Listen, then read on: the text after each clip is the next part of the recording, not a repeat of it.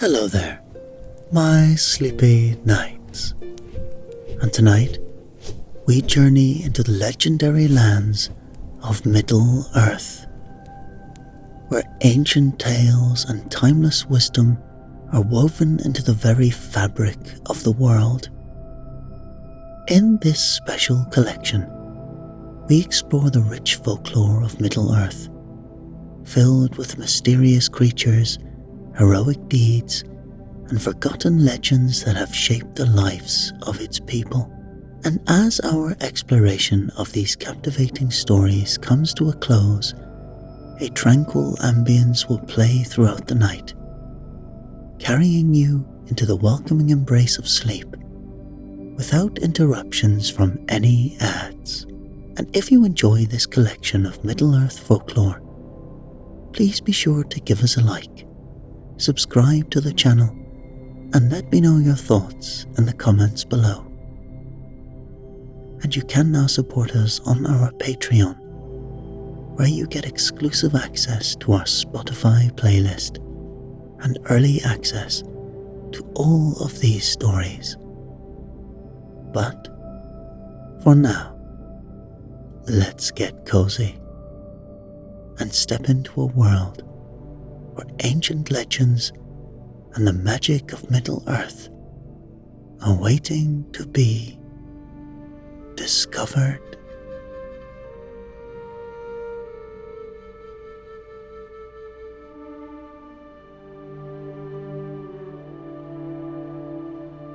It is with immense pleasure and a deep sense of gratitude that I present to you this remarkable collection of tales from the farthest corners of Middle-earth. As a wandering minstrel who has spent countless years traversing the roads and byways of this enchanted land, I have had the rare privilege of gathering stories from the rich cultures that make up our world. Here, you will find tales that have been passed down from generation to generation, each one a glittering jewel of wisdom and imagination. As a traveller who has broken bread with elves and dwarves, hobbits and men, I have come to understand the power of stories to unite us, to remind us of our shared humanity, and to light the way even in the darkest of times. Whether you are a wise wizard or a simple farmer, a mighty warrior or a gentle healer, these tales hold a mirror up to our own lives, reflecting back to us the courage, compassion, and resilience that lies within us all.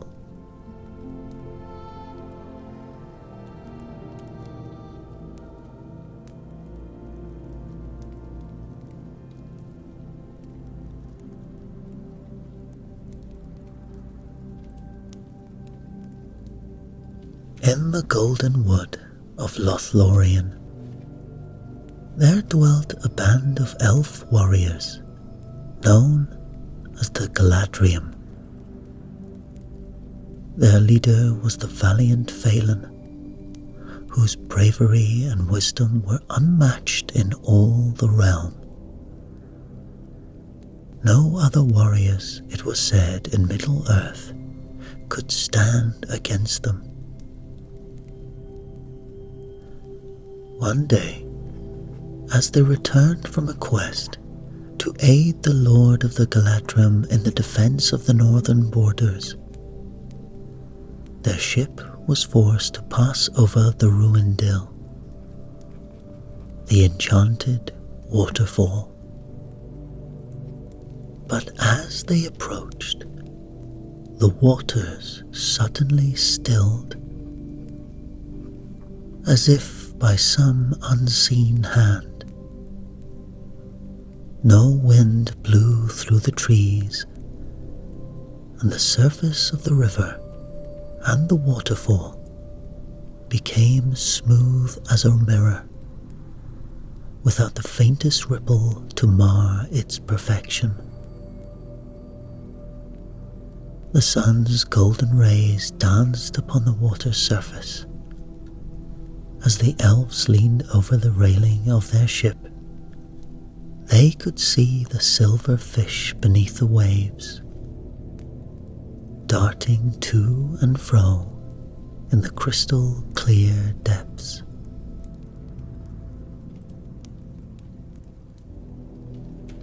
As they gazed about in wonder, marveling at the sudden stillness that their ship had befallen, a strange and wondrous thing occurred.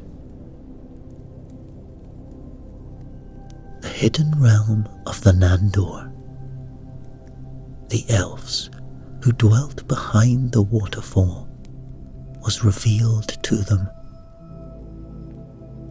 Through the crystal clear river, they could see the Nandorian lands, as if through a pane of the purest glass. It was a beautiful realm of lush green forests, shimmering flowers, and cascading silver waterfalls. The rocks gleamed like gold, and the sand sparkled like mithril. In the eerie silence, the Galadriel gazed in awe, captivated by the enchanting vision, yet uncertain of its meaning. Suddenly, one of the warriors called out softly, pointing to a boat that seemed to rise from the depths of the Nandorian realm, gliding towards them with an ethereal grace. The vessel was rowed by an elf maiden of surpassing beauty, her delicate hands guiding the oars with such skill that not a single ripple disturbed the mirror-like surface of the water.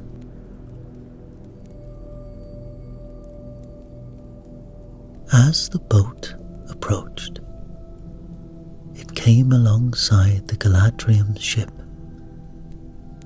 and the lovely maiden stepped aboard. Upon closer inspection, the Galadriel could see a deep sadness etched upon her fair features, a sorrow that seemed to emanate from her very soul.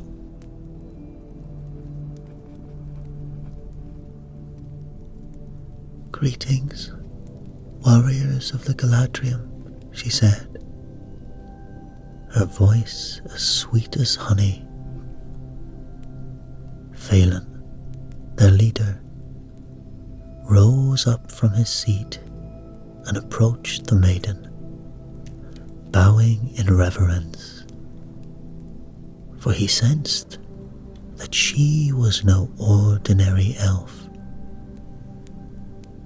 but one who possessed great power and wisdom. "You are most welcome, fair lady," he said. "Please, tell us your name and whence you come. What brings you to the Galadriel of Lothlorien?" "I thank you, noble Phelan," she replied, a faint smile gracing her lips. "I am Neris, daughter of the King of the Nandor. I have searched for you and your valiant warriors for many, many moons. I come to seek your aid, for I am in desperate need of it," Neris said, her voice trembling slightly. I am pursued by a terrible foe. At once, Phelan's hand flew to the hilt of his sword, his eyes scanning the surrounding forest for any sign of danger. "Fear not, princess," he said, his voice filled with determination. "For you are among the greatest warriors of Middle-earth. Tell us, who dares to pursue you?" "It is Dwarf, the dark sorcerer who hunts me," Neris replied, her eyes wide with fear. "He is a powerful and malevolent being who seeks to claim my father's hidden realm for his own. Unable to conquer it by force, he now intends to make me his bride, believing that through our union he will gain control of the Nandorian lands.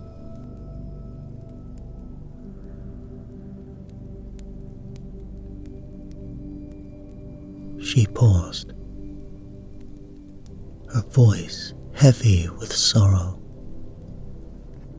"My father grows old, and with no male heir to succeed him, his resolve has weakened.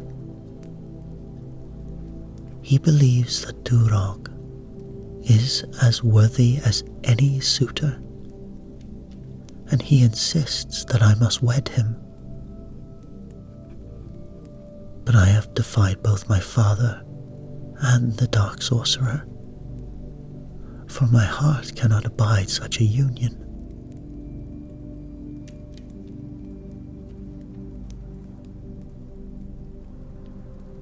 Neris looked imploringly at Phelan, his eyes shining with desperate hope. "Great is your renown, Phelan. I have sworn an oath that none but you shall escort me back to my palace and rid it of Dwarf's foul presence."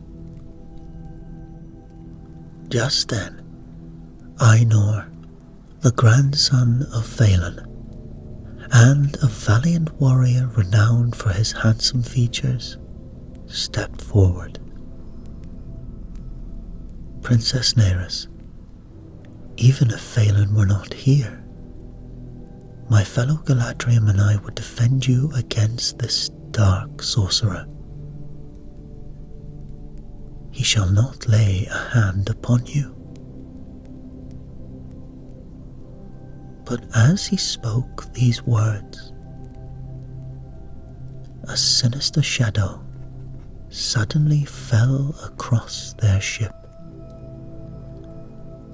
plunging the entire riverscape into an unnatural darkness, as if night had descended in an instant. The Galadriel looked to the sky, searching for the source of this unexpected gloom, for they had seen no sign of storm clouds. Indeed, the shadow was not cast by any cloud, but by a mighty warrior astride a great silver-grey stallion with a flowing mane and tail, white as the purest snow. The steed galloped across the heavens, its hoofs churning the air, its nostrils flaring with each powerful breath.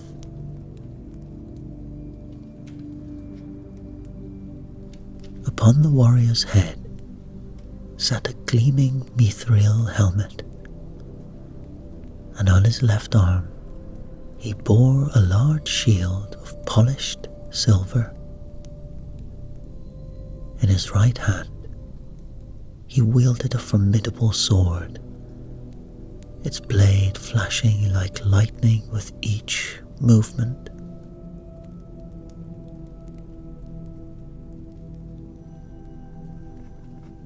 Swifter than the raging torrents of the misty mountains, the mighty steed descended towards the Galadriel ship.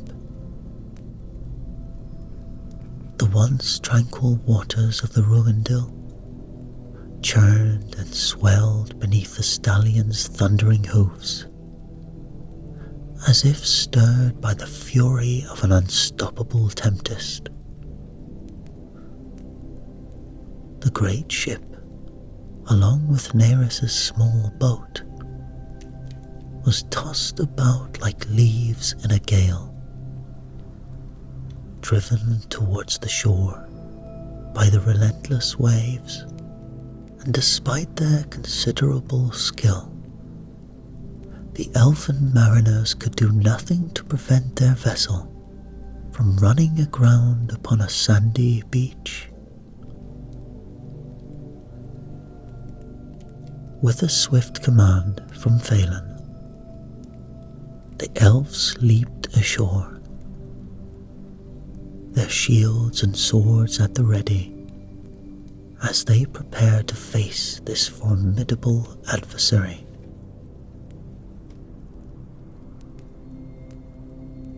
The enormous steed landed upon the beach in a spray of sand, its rider dismounting in one fluid motion. The warrior strode purposefully towards the assembled Galadrim, his eyes fixed upon their battle lines.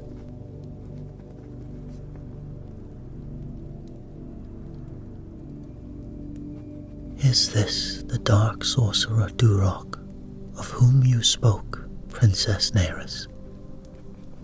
Phelan asked, his voice steady and strong.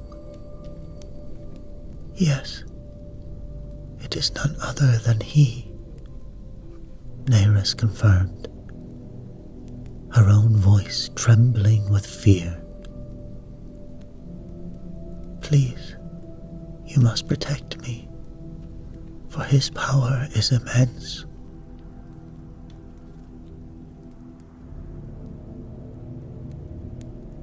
Ainur, the young champion, moved by the elf maiden's desperate plea, stepped forward, his shield and sword poised for battle. Yet Durok remained unmoved, dismissing the youthful warrior as nothing more than an impetuous child. Enraged by this insult, Ainur drew his bow and let loose an arrow, aiming for the sorcerer's mighty steed. The arrow found its mark, piercing the stallion's heart, and the great beast fell to the ground. Incensed by the loss of his prized mount, Durok finally stirred to anger. He beat his sword against his silver shield, the sound ringing out across the beach like a thunderclap, and in a voice filled with contempt, he challenged the Galadriel, boasting that he could defeat 50 of their warriors single-handedly. If they did not accept his challenge, he declared, they were nothing more than mewling babes, unfit for battle, and better suited to suckling at their mother's breasts. And so, a fierce battle erupted upon that sandy shore, the likes of which the Golden Wood had never seen. Dwarf fought with immense strength and savage ferocity, his sword a blur of motion as he cut through the ranks of the Galadriel.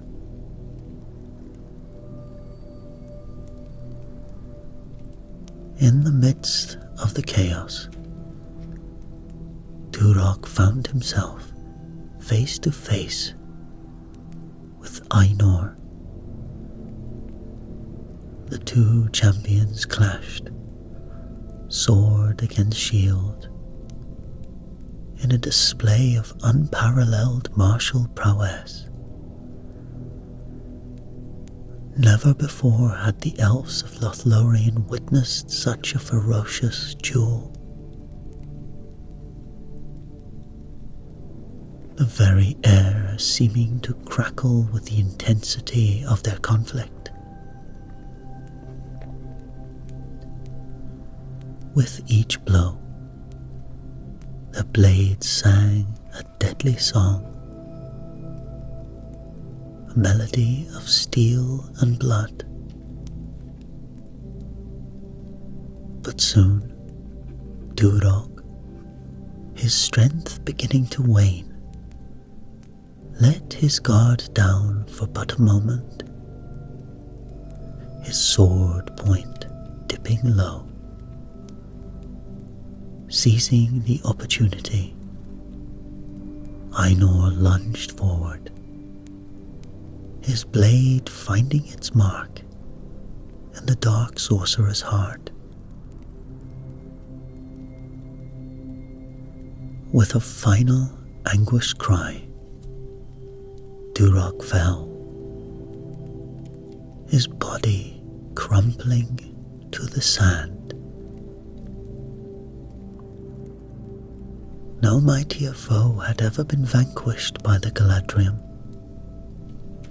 and as the dark sorcerer breathed his last breath, a profound silence descended upon the shore. The whispering waters of the Ruindil grew still, and the wind itself seemed to hold its breath in reverence.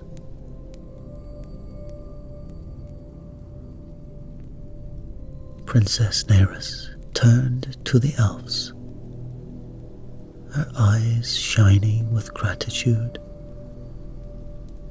and she thanked each warrior in turn. At last, I can return to my homeland behind the waterfall, she said. Thanks to your courage and skill, I need fear Dwarf's evil no more. But before I depart, I must ask one more thing of you. If ever I should require your aid again, swear to me that you will come swiftly and without hesitation.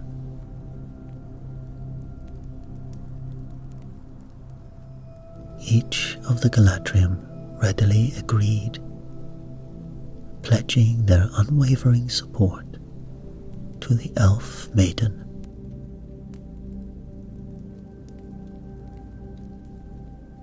And it is said, a year and 1 day passed by,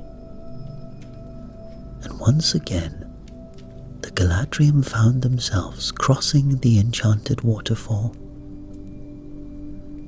And as they sailed, they spied a small boat approaching, rowed by a solitary figure. Ainur, shading his eyes against the sun, called out, "Could it be Princess Neris?" His heart leapt at the thought, for he still longed to prove his valor to the beautiful maiden. But Phelan, his keen eyes fixed upon the approaching vessel, shook his head. Nay, it is but a young man who rows the boat. As this boat drew alongside their ship, the young man hailed Phelan without climbing aboard. "Who are you?" Phelan demanded, peering down at the strange elf.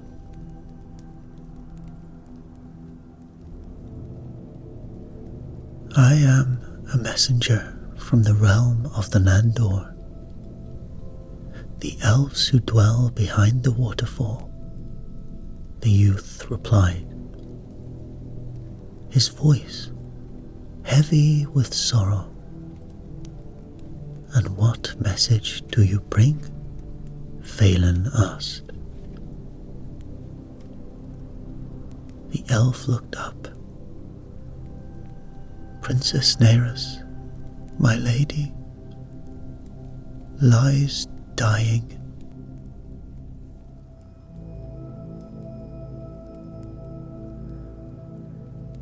A wave of grief swept through the Galadriel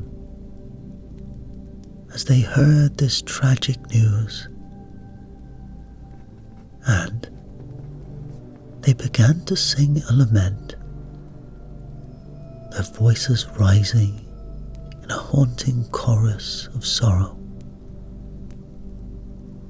But Phelan, raising his hand for silence, turned to the messenger.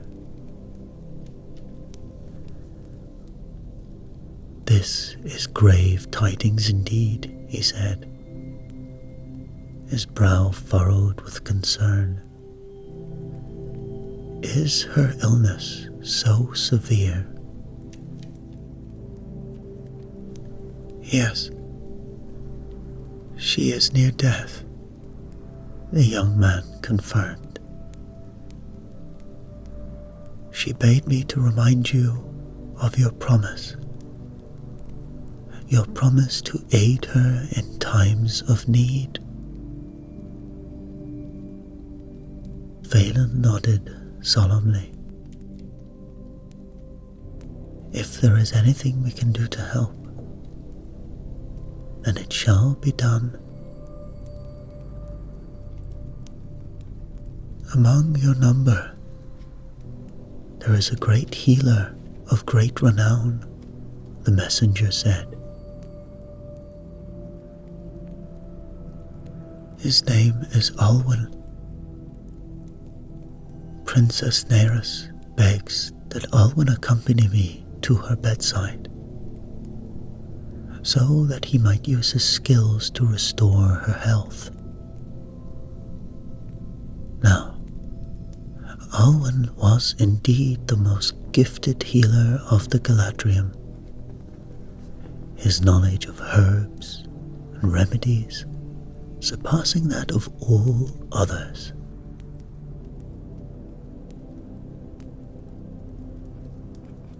Without hesitation, Alwyn stepped forward, ready to embark upon the messenger's boat.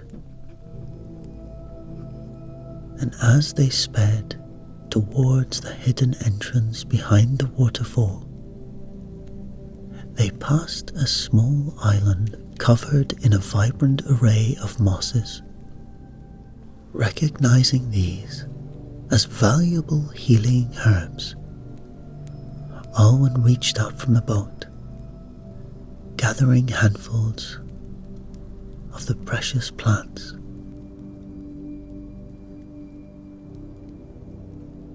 Among these mosses, he found patches of Lorien lace, a deep red variety of moss known for its potent medicinal properties. Carefully, he harvested the moss, collecting it from 3 different locations to ensure a bountiful supply.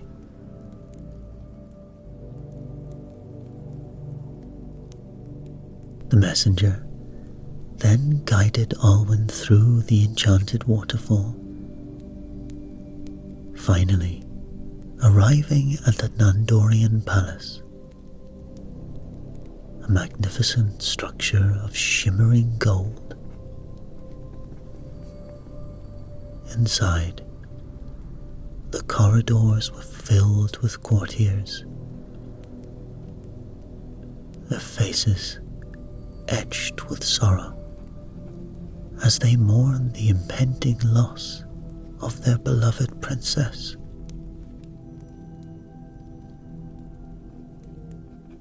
The Nandorian king and queen, their eyes heavy with grief, greeted Alwyn, the queen taking him by the hand and leading him to Neris's bedside without a word.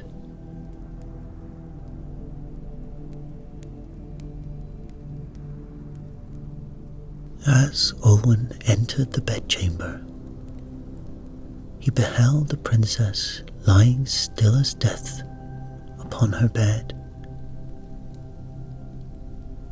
her eyes closed, her skin as pale as the moon.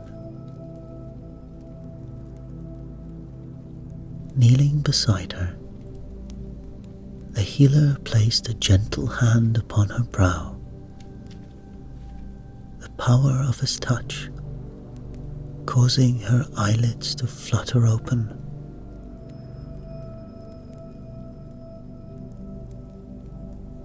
Recognizing him as one of the Galadriel, Neris smiled, though her expression was tinged with sorrow. Alwyn of the Galadriel,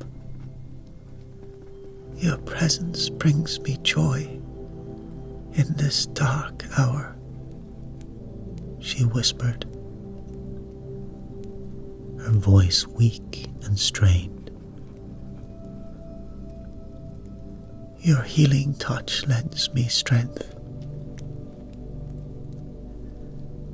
but alas, it is not enough to cure the illness that ravages my body. I fear my time in this world grows short.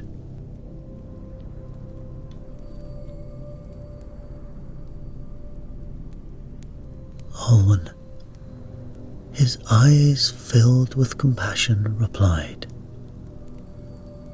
Fear not, Princess Neris, for I know the nature of your affliction.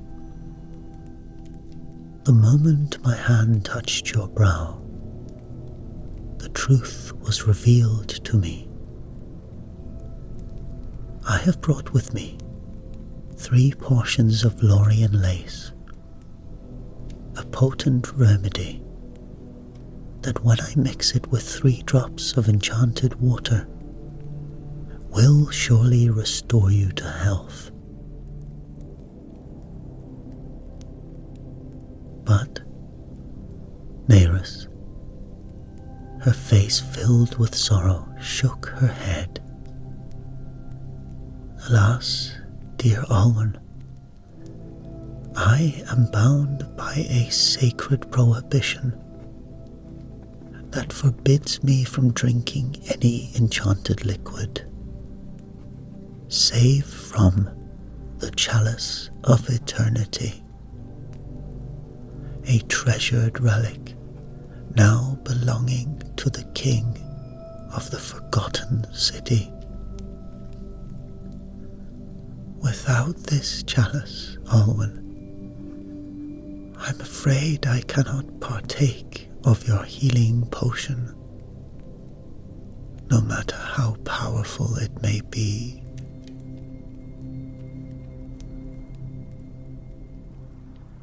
Alwyn, being a healer, had heard rumors of this chalice before.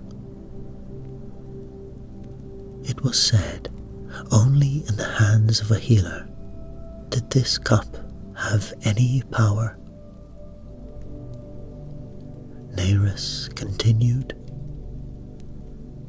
"Yet it is said that none who venture to the Forgotten City have ever succeeded in obtaining the chalice from its king. He will not part with it. I am resigned to my fate, but I thank you for your efforts."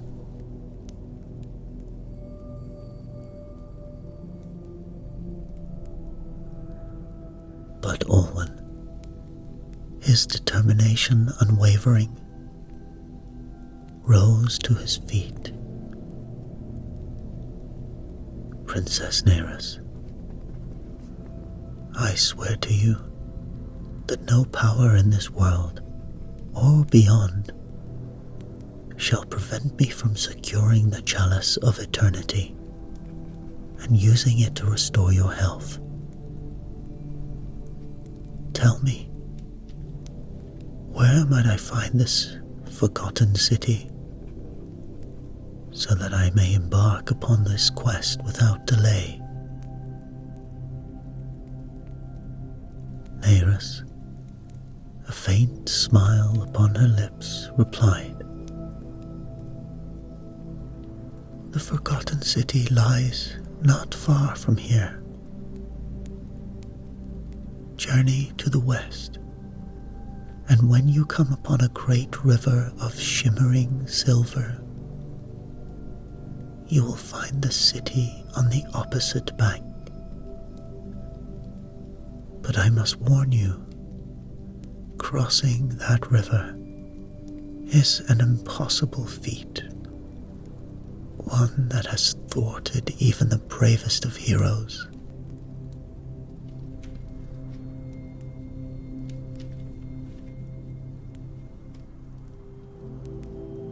Undeterred by her warning, Olwen set about preparing a series of enchantments that would sustain Neris's life upon his return. The Nandorian king and queen, though anxious at the thought of the healer's departure, wished him a safe journey and a swift return.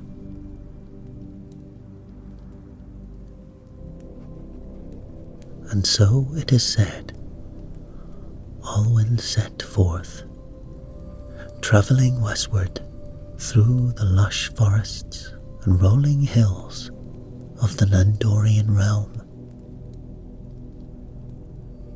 After many days, he came at last to the great silver river of which Neris had spoken,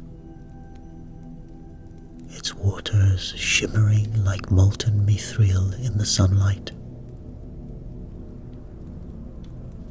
The healer searched far and wide along the riverbank, hoping to find a ford or bridge by which he might cross.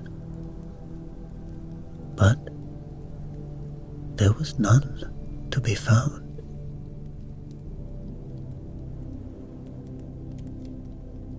Despair began to creep into Olwen's heart as he sat upon a nearby rock, cradling his head in his hands. "Princess Neris spoke true," he murmured. "There is no way to cross this accursed river." Suddenly, a melodic voice broke the silence.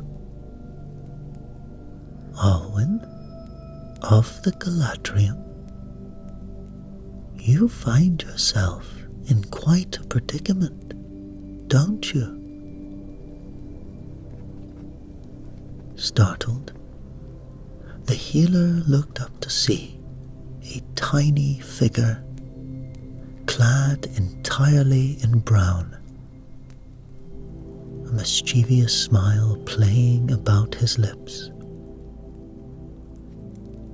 Strangely, Alwyn felt no surprise that this mysterious being knew his name. "Indeed, you speak the truth," Alwyn replied, his voice heavy with concern. "And what would you offer in return if someone were to aid you in your quest?" the little man asked, his eyes twinkling with mirth. "I would give anything that was asked of me," Alwyn declared, his resolve unwavering. "If only it meant that I could save Princess Neris from the clutches of death."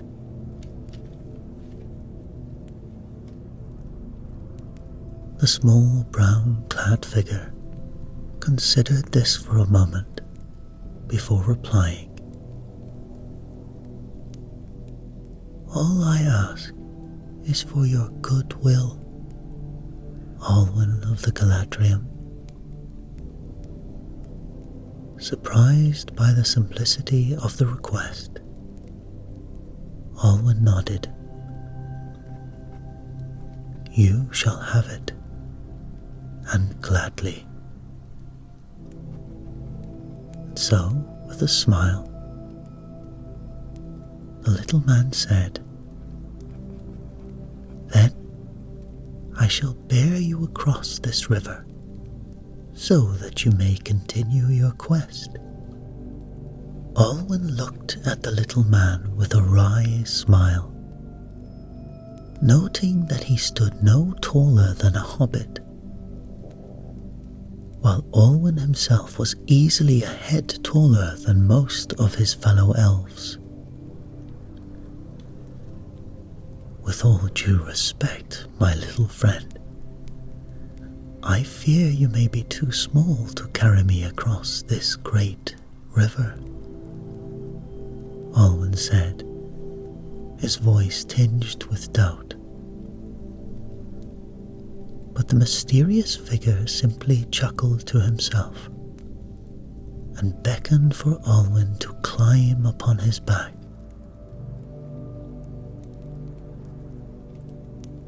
To the healer's amazement, he found the little man's shoulders to be broad and sturdy, easily accommodating his larger frame. With swift, sure steps, the brown figure began to walk across the surface of the river as if it were solid ground, the water neither rippling nor yielding beneath his feet. And as they crossed the shimmering expanse, Alwyn's eyes were drawn to a strange island at the center of the river. A dark, swirling mist seemed to enshroud its heart, obscuring its secrets from prying eyes. "Pray tell, what is the name of that enigmatic isle?"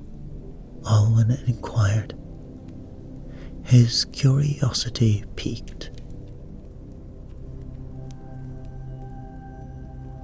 "That is the Enchanted Isle, a place where the very waters possess the power to heal even the gravest of wounds," his little companion replied. "But none may land upon it without courting death." Just as he finished speaking, they had reached the far bank of the river. The little man gently set Alwyn down upon the lush grass and gestured to the land that stretched out before them. Behold, Alwyn of the Galadriel, the forgotten city lies just beyond these rolling hills. Alwyn, his heart filled with gratitude, turned to this mysterious benefactor. It seems unjust that you have aided me so greatly, yet ask for no reward in return. The little man smiled, his eyes twinkling with mirth. Ah, but I did request a reward, did I not? Your goodwill is all that I desire. Nodding in understanding, Alwyn said, You know then that I seek the chalice of eternity, so that I might heal Princess Neris. Indeed I do, the figure replied. May fortune smile upon your quest, and may you find what you seek within the halls of the Forgotten King. And with those words, the little man turned, began to walk back across the river, his form shimmering and fading like a mirage, until he had vanished entirely from sight. Alwyn pressed onward, marveling at the strange land in which he found himself. Though no sun shone overhead, an ethereal light suffused the air, casting the world in an otherworldly glow.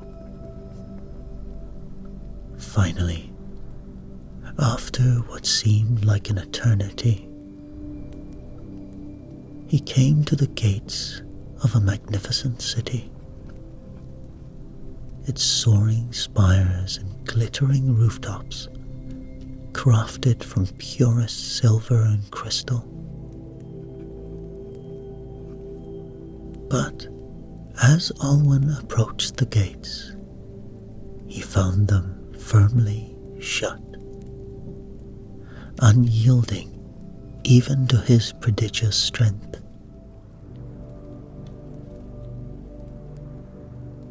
I am Alwyn of the Galadriel, he cried out, his voice ringing through the stillness.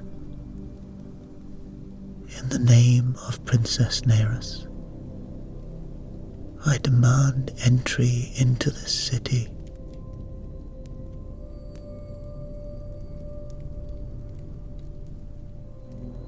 A voice, cold and imperious, echoed from beyond the gates.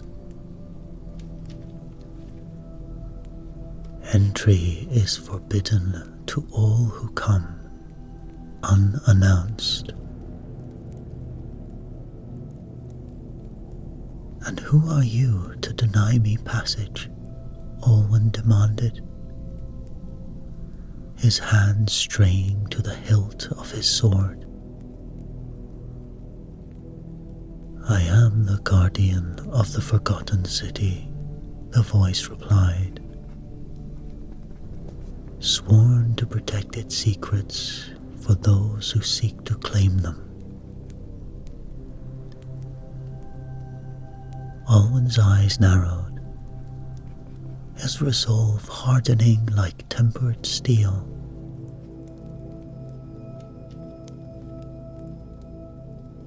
Then come forth and face me, guardian. I shall fight you for the right to enter this city and obtain the chalice of eternity. With a great groaning of metal, the gates swung open, revealing a towering figure clad in blood-red armor. In its hands, the guardian wielded a mighty sword, its blade gleaming with an evil light.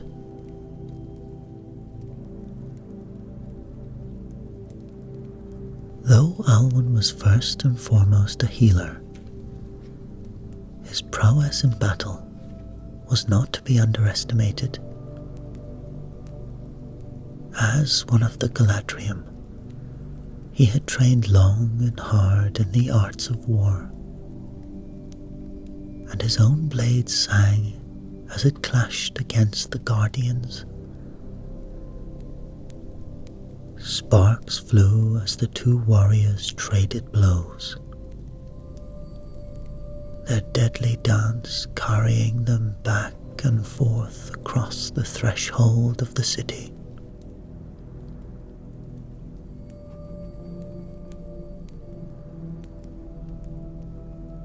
But in the end, Alwyn's righteous fury and unwavering resolve proved too much for the Guardian. With a final, desperate thrust,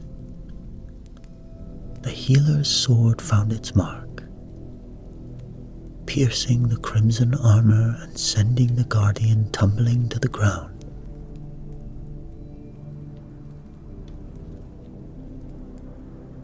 But no sooner had the Guardian fallen than a new figure emerged from within the city.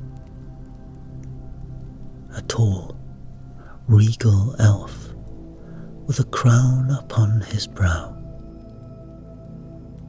Alwyn knew at once that this must be the forgotten king himself. Who dares to spill blood before the gates of my city? The king demanded, his voice as cold as the winter wind. Alwyn, his blade still stained with the Guardian's blood, bowed his head. I am Alwyn of the Galadriel, and I have come to seek the chalice of eternity, so that I might heal Princess Neris of the Nandor, who lies close to death.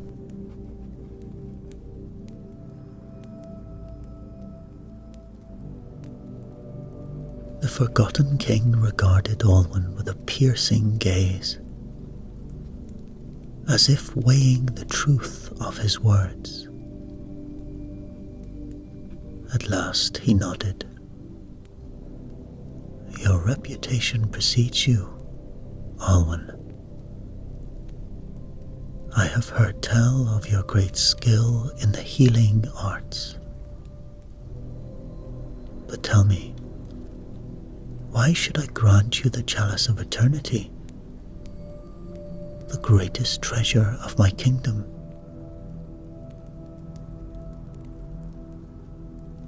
Alwyn's mind raced, searching for a way to convince the king of the righteousness of his quest.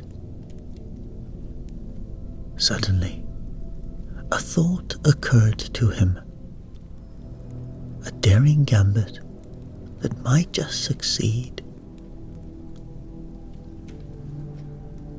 Surely, such a king must value the lives of his subjects above all else, said Alwyn.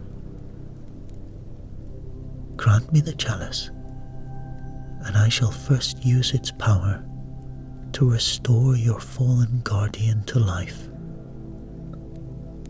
In doing so, I will prove the purity of my intentions and the depth of my healing skills. For you must know well that this chalice is said to only work in the hands of a powerful healer. What say you? great king of the forgotten city.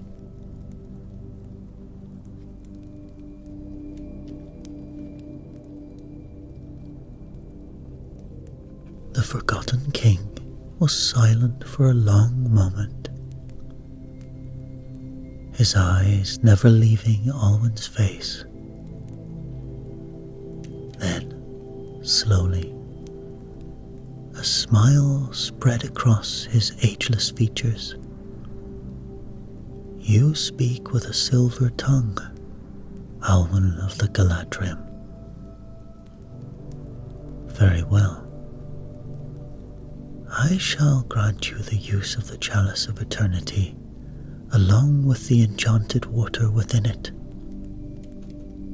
But be warned, the Guardian's life hangs in the balance.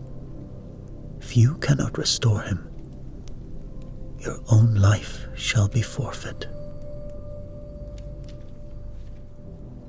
And, with the wave of his hand, the king summoned a pair of servants who bore forth the Chalice of Eternity on a cushion of black velvet. Alwyn's heart raced as he took the chalice in his hands, marveling at its perfect beauty and the way the light seemed to dance across its surface.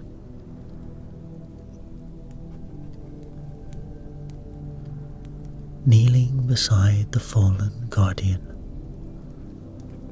Alwyn carefully tipped the chalice, allowing the enchanted water to fall upon the warrior's lips. For a moment, nothing happened, and then, slowly, the guardian's eyes fluttered open, and he drew a deep, shuddering breath.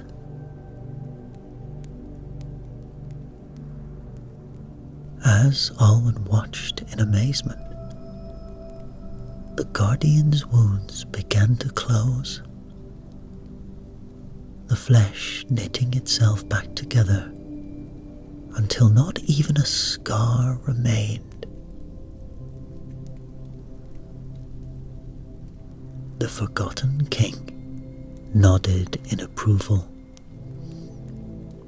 his eyes glinting with grudging respect. "You have proven your worth. Take the Chalice of Eternity with my blessing and use it to heal your princess." But as Alwyn turned to leave, the king's voice stopped him in his tracks. "Beware, young healer. The chalice's power is not infinite. In healing the Guardian, you have used the last of its enchanted water. Without the waters of the enchanted isle to replenish it, the chalice is now no more than a pretty ornament."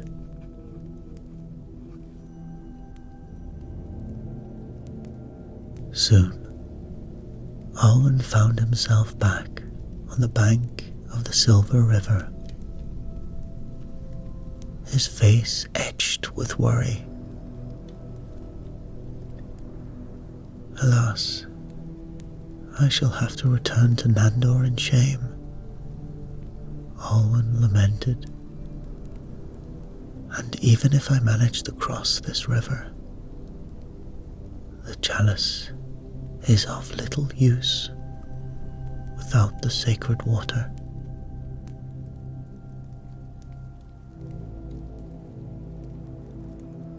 Suddenly, the musical voice of the little man in brown interrupted his thoughts.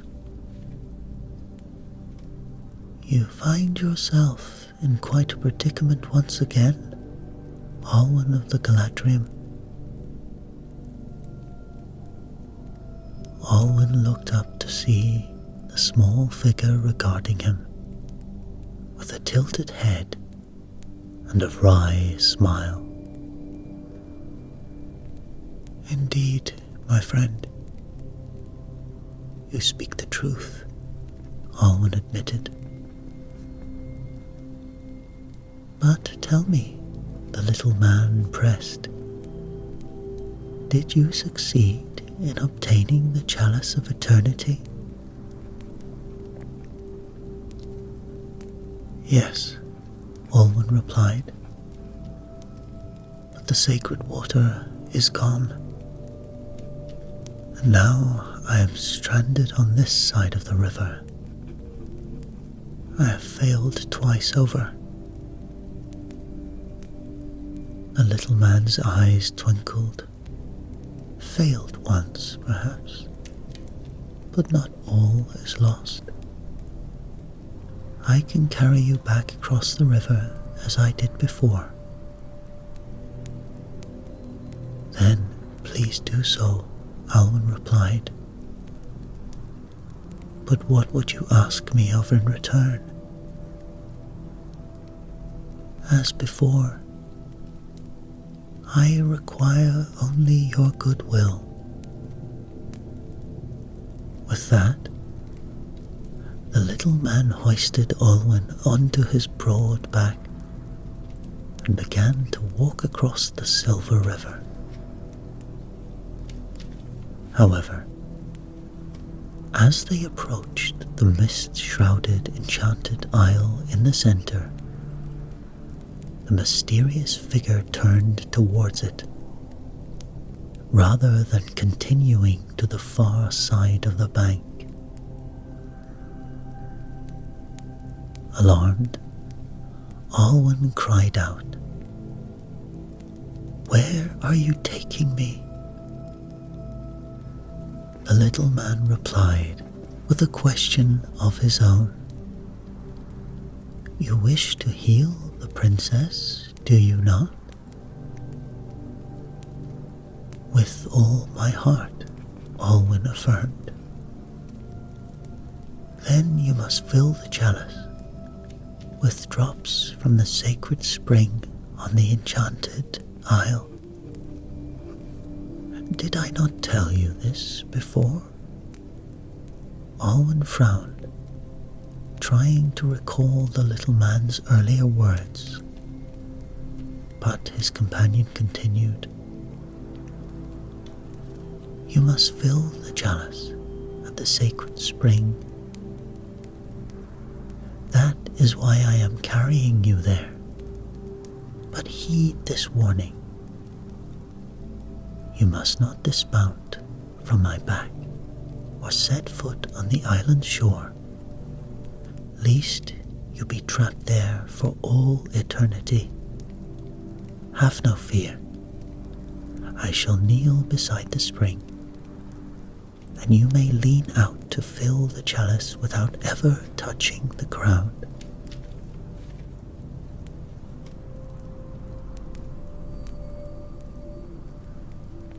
Alwyn's heart soared with joy and relief upon hearing the little man's plan. Thanks to his mysterious companion's aid, he would be able to complete his quest and save Princess Neris from the brink of death.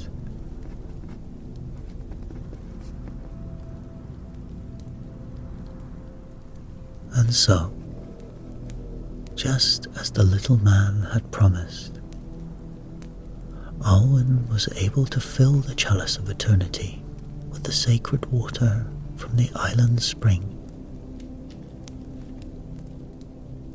And once the deed was done, the little man carried him safely back to the Nandorian lands, setting him down on the lush grass of the far bank. "I sense your heart is light once more, Alwyn of the Galadriel. the little man observed with a smile. Indeed it is, my friend, Olwen agreed. And it is all thanks to you. Then the little man's expression grew serious. Then let me offer you one more piece of advice. To ensure your happiness remains undiminished. Olwen, surprised, asked, "Advice? After all you have done for me, I would be foolish not to heed your words. But tell me, why have you helped me so generously?" The little man's eyes shone with warmth. "Because, Olwen, you possess a kind heart and a desire to do good in this world. To heal others is a far nobler pursuit than to seek glory or riches. Those who dedicate their lives to helping others will always find friends and allies, no matter where their path may lead." Humbled by the little man's words, Olwen bowed his head. "I am forever grateful for your guidance and friendship. Please share with me your final piece of advice."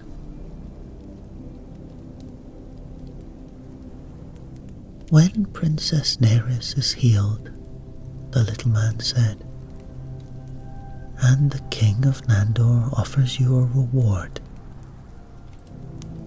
do not be tempted by wealth or power. Instead, ask only for a boat to carry you back to your homeland. Your true reward lies not in gold or glory, but in the knowledge that you have used your gifts to make the world a better place."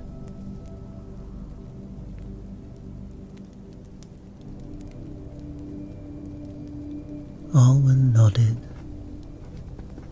taking the little man's words to heart.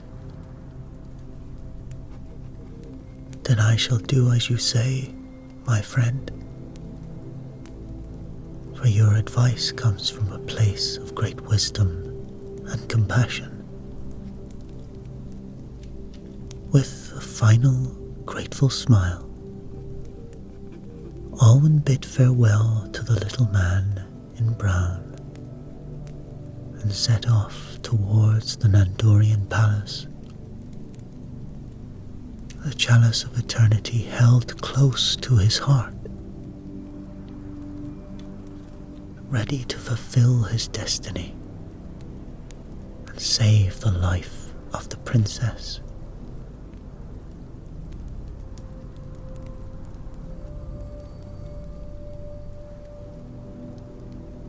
Olwen carefully prepared the healing potion, mixing 3 pinches of the crimson moss with the sacred water from the chalice of eternity. With gentle hands, he held the chalice to Princess Neris's lips, and she drank the potion thrice. Each sip filled with the promise of renewed life and health.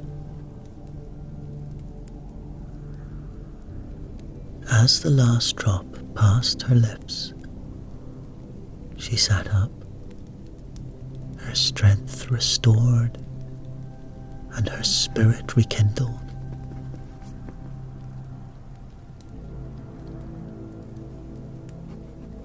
Throughout the Nandorian palace, joy and celebration erupted. The once somber halls now echoed with music and laughter, as entertainers filled the air with their merry tunes.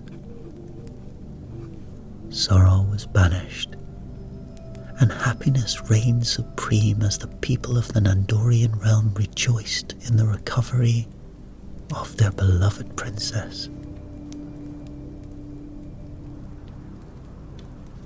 The King of Nandor, his eyes shining with gratitude, approached Olwen and spoke. "Name your reward, Olwen of the Galadriel, for what you have done is a great service to my kingdom and my family. Whatever you desire, if it is within my power to grant it, it shall be yours. Gold, jewels, land, titles. All of these and more are yours for the asking. You may even wed my daughter, Princess Neris, and become heir to my throne."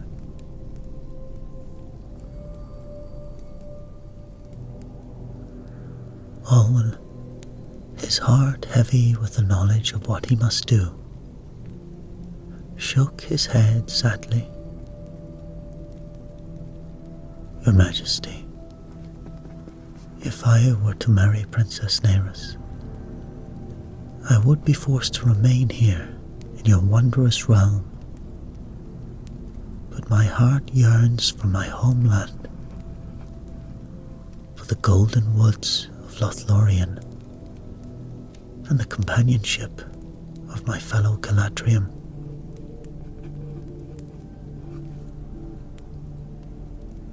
The king nodded, understanding in his eyes. "It is true, Olwen. But know that here, in the Nandorian realm, you will be greatly honored, and would spend your days in happiness and contentment." But Olwen, his resolve unwavering, shook his head once more. "I have but one request, Your Majesty." "Speak it then," the king replied, "for I have promised to grant you whatever you desire."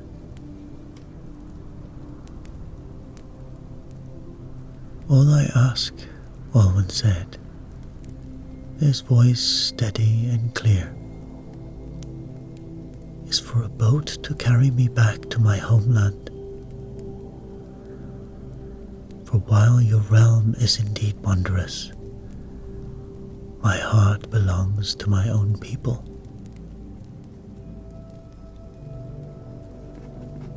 The king nodded in acceptance.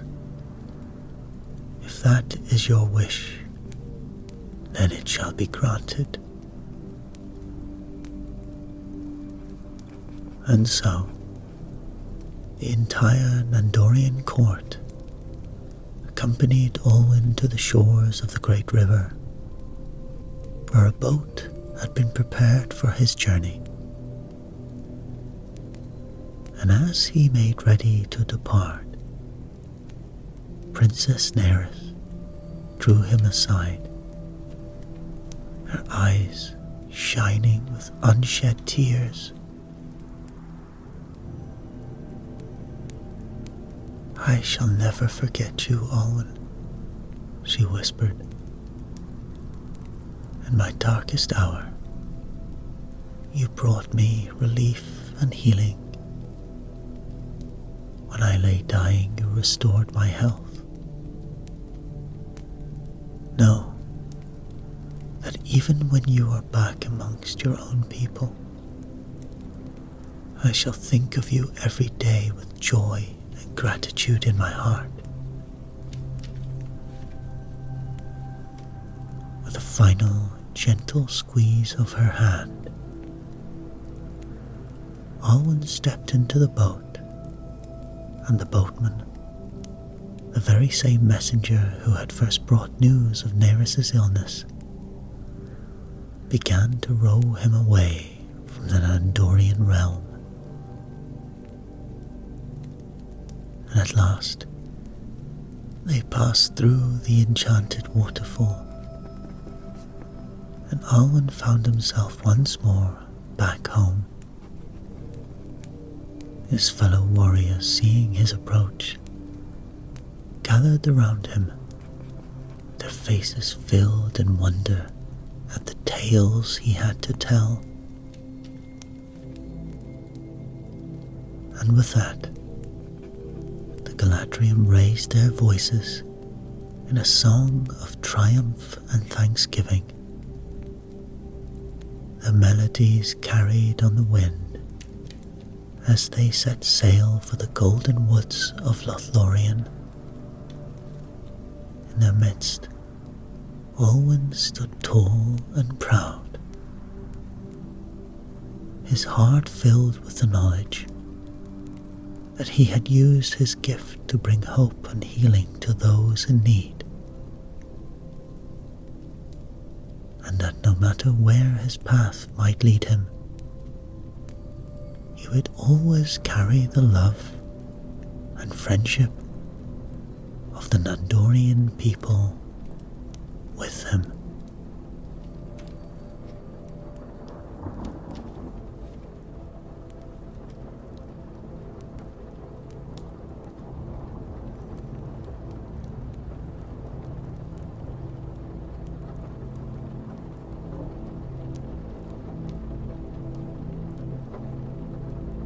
Deep within the heart of the Blue Mountains, where the great dwarven kingdoms of old lay hidden beneath the earth, there lived a young dwarf named Thorek and his father Barik.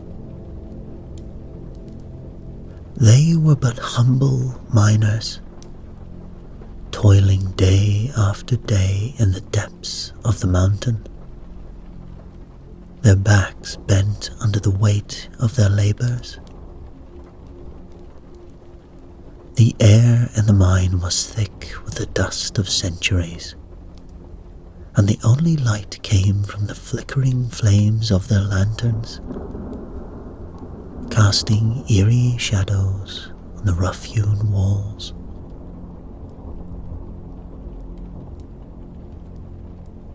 One fateful day, as Thorek wandered deep into the uncharted caverns, his pickaxe struck something that glittered like starlight in the darkness. It was a vein of mithril, the most precious of all metals, coveted by dwarves and elves alike for its strength and beauty. The mithril shimmered in the dim light, its delicate strands woven through the stone like threads of pure silver. Thorek's heart raced as he beheld the magnitude of his discovery, knowing that it could change the fortunes of his family forever.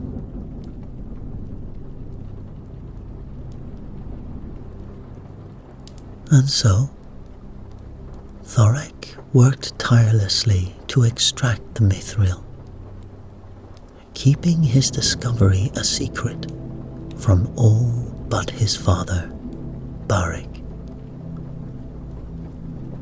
Together, they used the precious metal to forge wondrous items, which they sold to other dwarven clans. Soon, their once struggling settlement began to prosper, and Thorek and Barik became renowned for their craftsmanship.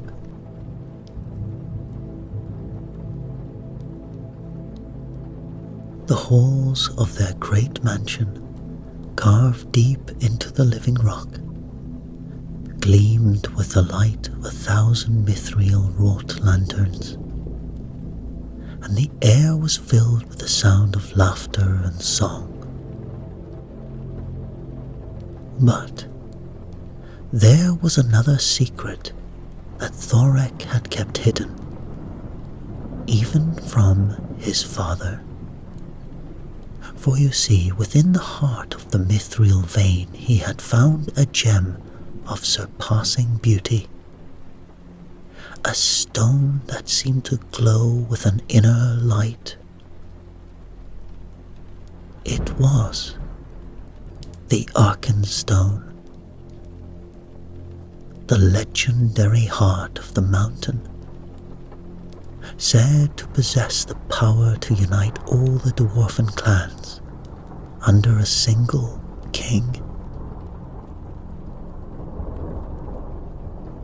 The gem was flawless, its facets cut so precisely that they seemed to capture and reflect every color of the rainbow. To look upon it was to gaze into the very soul of the earth itself.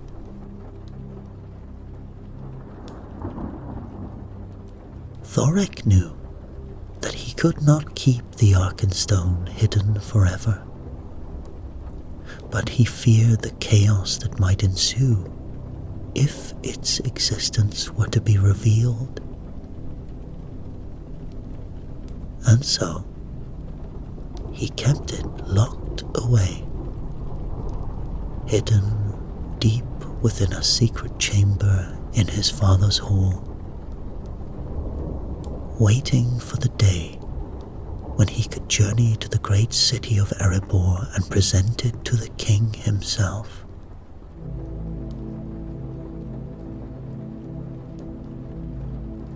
The stone weighed heavily upon his mind, a burden that he could share with no one, not even those closest to him. And so, it is said, on one fateful day, as Thorek ventured into the secret chamber to check in on the Arkenstone, a great tremor shook the earth. The walls of the chamber began to crack and crumble around him. In the chaos, Thorek stumbled and accidentally dislodged the Arkenstone from its hiding place. The stone tumbled to the ground, its radiant light filling the collapsing chamber.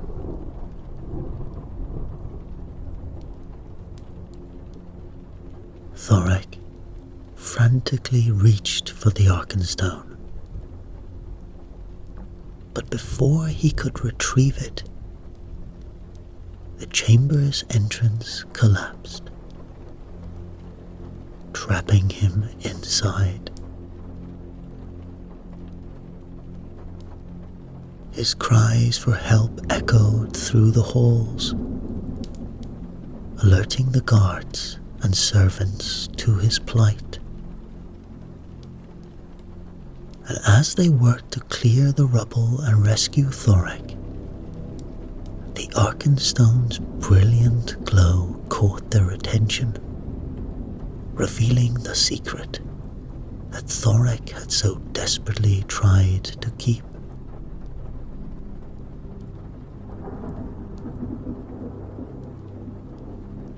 In the midst of this chaos, Thorek knew that he had to act fast. Seizing the Arkenstone, he thrust it into his mouth, intending to swallow it and keep it safe until this madness had passed. But as the stone slid down his throat, he felt a sudden, searing pain, as if his very blood had turned to fire.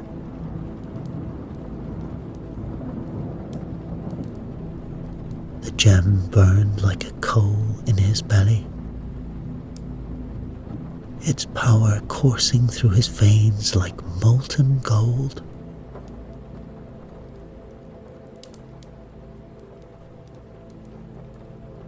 Thorek fell to his knees, gasping for breath, as the pain spread through his body like a wildfire.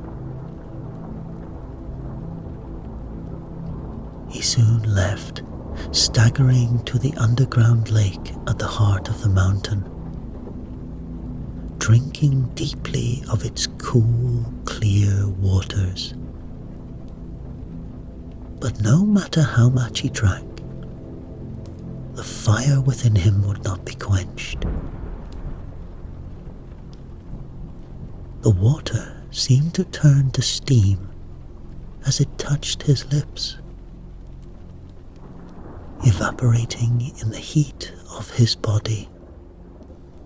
As he knelt there, trembling and alone, Thorek felt a strange sensation come over him. His skin began to harden and crack, and scales, as bright as burnished gold, began to sprout from his flesh. Horns curled from his brow, and his eyes glowed with a fierce reptilian light. His body twisted and contorted, growing larger and more powerful with each passing moment, until he was no longer a dwarf, but something else entirely. With a roar that shook the very foundations of the mountain, Thorek rose up from the shore of the lake, his form twisted and changed beyond all recognition. Where once had stood a proud dwarf, now there loomed a great and terrible dragon, its scales gleaming in the darkness like the Arkenstone itself. The beast's eyes glowed with a malevolent fire, and its breath was hot enough to melt stone. Barak, hearing the commotion, rushed to the lake, only to find his son transformed into a creature from a nightmare. His tears streaming down his face, he called out to Thorek, begging him to remember who he was, to fight against the curse that had taken hold of him. But his words were lost in the roar of the dragon's fury, drowned out by the sound of crumbling stone and rushing water. Thorek, consumed by the power of the Arkenstone, could no longer hear his father's pleas. With a final anguished roar, he turned and plunged into the depths of the lake, disappearing behind the surface like a glittering fish. The water churned and boiled in his wake, as if the very mountain itself were trying to expel the beast from its depths.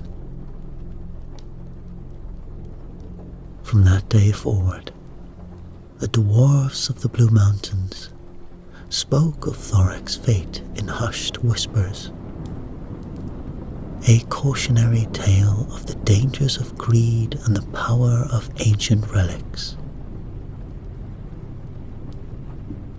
Some said that on certain nights, when the moon was dark and the wind howled through the caverns, you could still hear the dragon's roar, echoing through the depths, a mournful cry of a son forever lost to his father's love. For the Arkenstone, it was said, was a thing of great and terrible beauty, a symbol of the very essence of the dwarfen race. To possess it was to hold the fate of all dwarfs in one's hands, to wield a power that could unite or destroy entire kingdoms. And Thorek, in his pride and folly, had dared to claim that power for his own, only to be consumed by it in the end, a victim of his own ambition.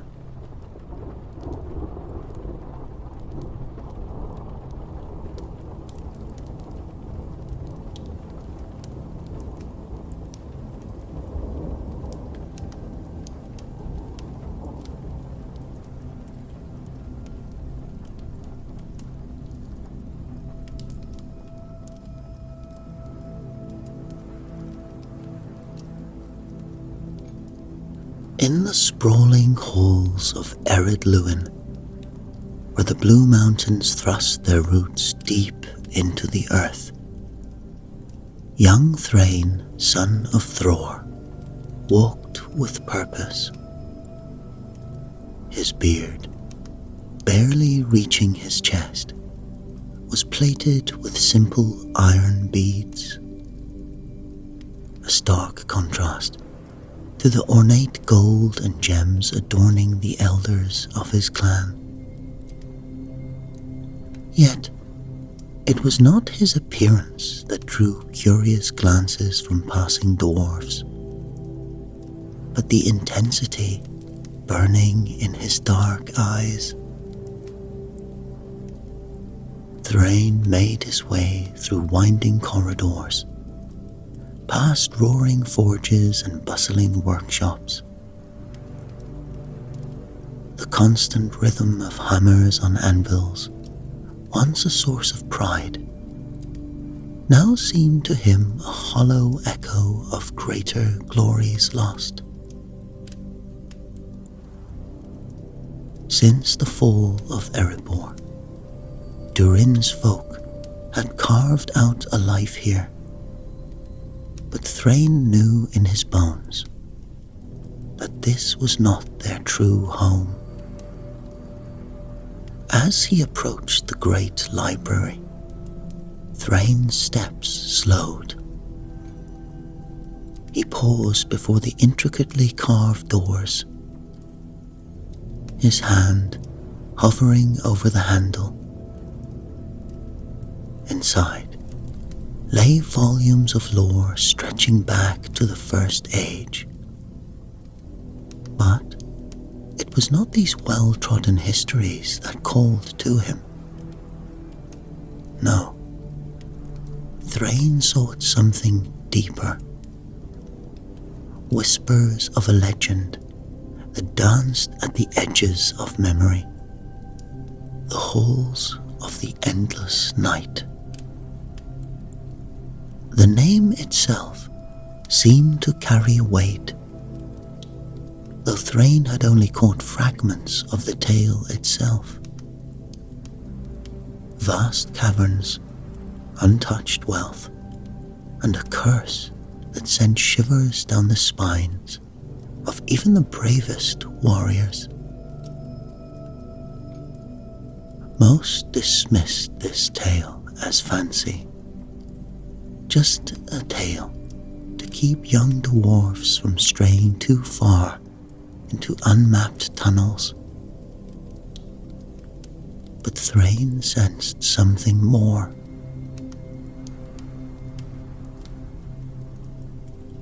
With a deep breath, he pushed open the library doors.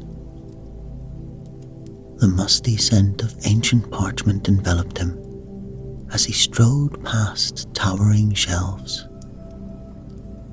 His eyes scanning titles in languages long forgotten by the world of men. At the far end of the chamber, a section lay shrouded in shadow. Its contents deemed too dangerous or obscure for casual perusal. It was here that Thrain lingered, his fingers tracing the spines of books whose very titles sent a thrill of excitement through him. As he selected a particularly ancient book, a voice startled him from his reverie. "Careful, young lord," croaked Norrin, the wizened keeper of books. "Some knowledge is left buried." Thrain met the old dwarf's gaze steadily. "And some truths must be unearthed, no matter the cost." Norrin's bushy eyebrows rose, but he said nothing more as Thrain retreated to a secluded alcove, the heavy book cradled in his arms like a precious gem. And as he began to read, the world around him faded away, replaced by visions of shadowed depths and whispered promises of power beyond reckoning.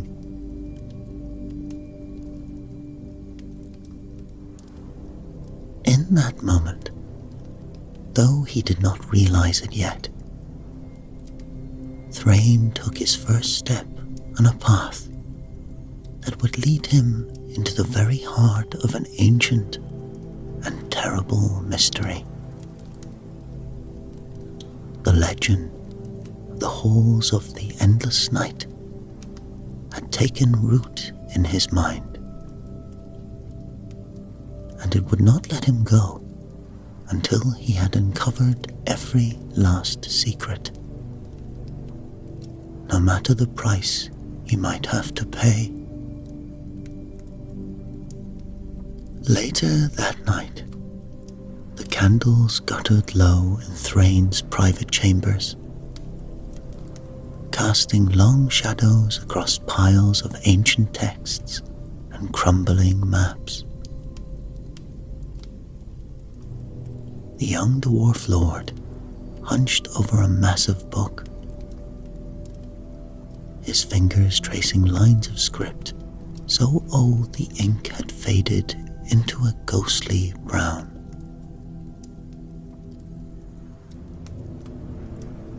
Dark circles shadowed his eyes, testament to countless nights spent in pursuit of forgotten knowledge.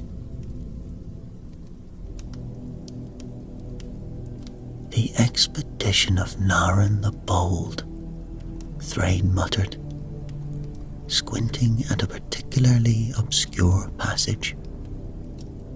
70 dwarves, delving deeper into the mountain than ever before. But only silence returned. He reached for a quill, jotting down notes in a journal already bulging with scraps of parchment and hastily sketched diagrams. Each fragment of lore, no matter how small, might be the key to unlocking the mystery of the halls of the endless night.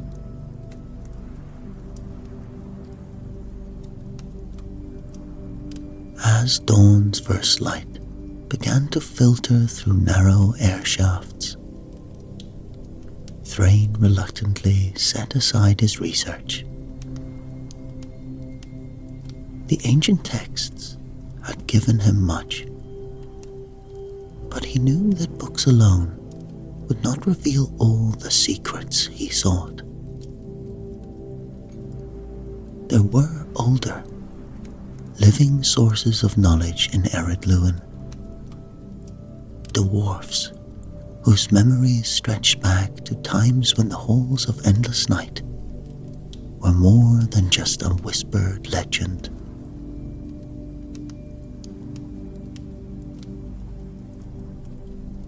Thrain made his way to some deep levels of the mountain, where the oldest of their kind spent their twilight years. The corridors here were quieter, the air thick with the scent of pipeweed and the soft murmur of ancient voices.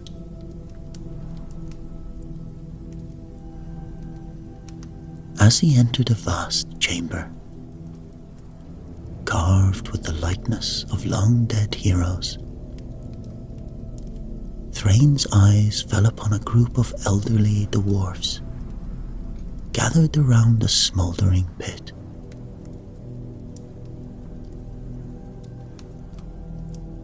He approached cautiously, aware of the suspicious glances cast his way. One dwarf in particular caught his attention. Farron, whose beard was so long it pooled on the floor at his feet. Thrain had heard tales of Farron's wisdom and his long memory. Master Farron, Thrain said, bowing his head in respect. Might I have a moment of your time? Farron's old eyes, watery with age but still sharp, studied him carefully. Depends on what you're after, lad. Thrain chose his words carefully. I seek knowledge of our people's history, of expeditions long past, and colonies lost.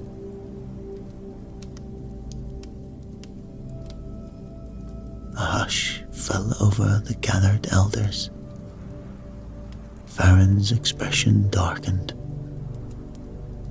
but there was a glint of something. Curiosity, perhaps, or long-buried excitement in his gaze.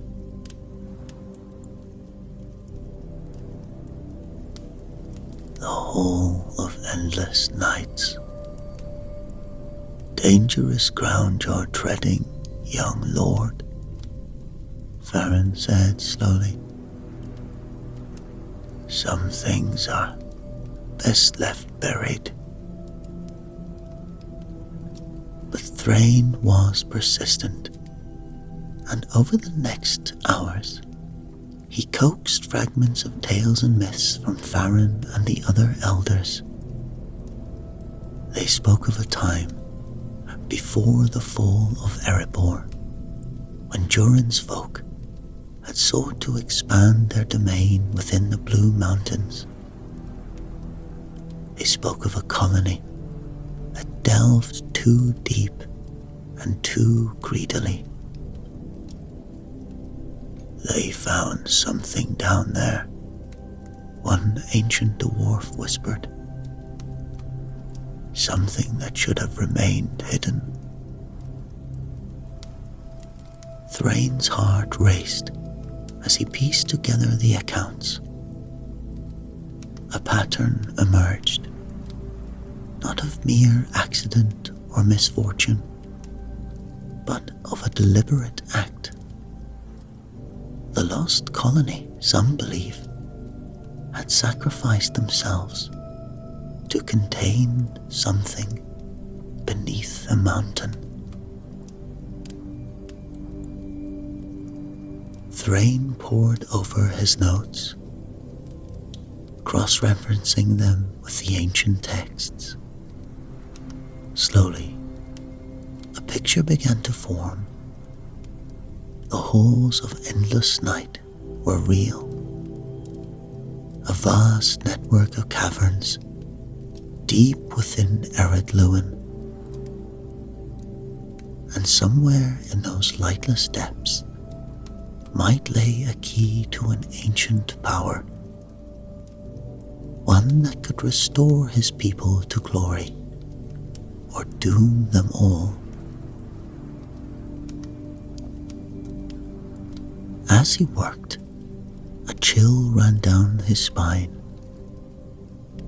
He could almost hear whispers at the edge of his consciousness, urging him onwards.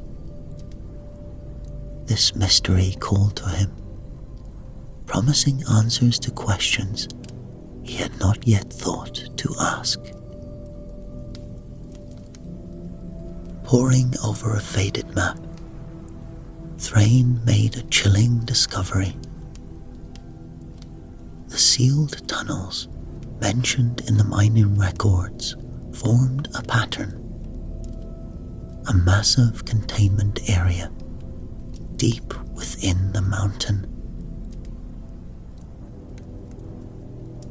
It must be the halls of endless night. Standing before the statues of his ancestors, Thrain's resolve hardened. Drawing his dagger, he cut a lock from his beard. I, Thrain, son of Thror, he intoned solemnly, swear by stone and steel that I will uncover the truth of the halls of endless night, whatever the cost.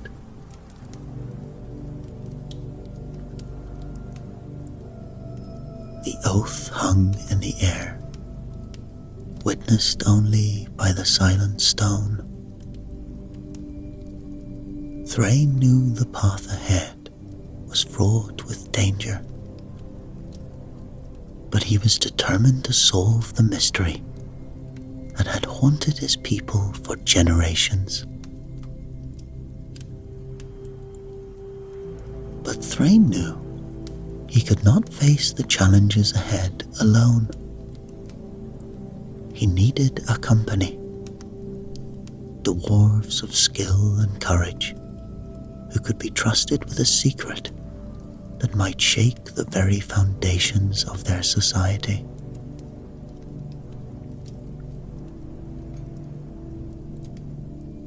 His first choice was Dwalin, a warrior of renown whose axe had tasted orc blood in 100 battles.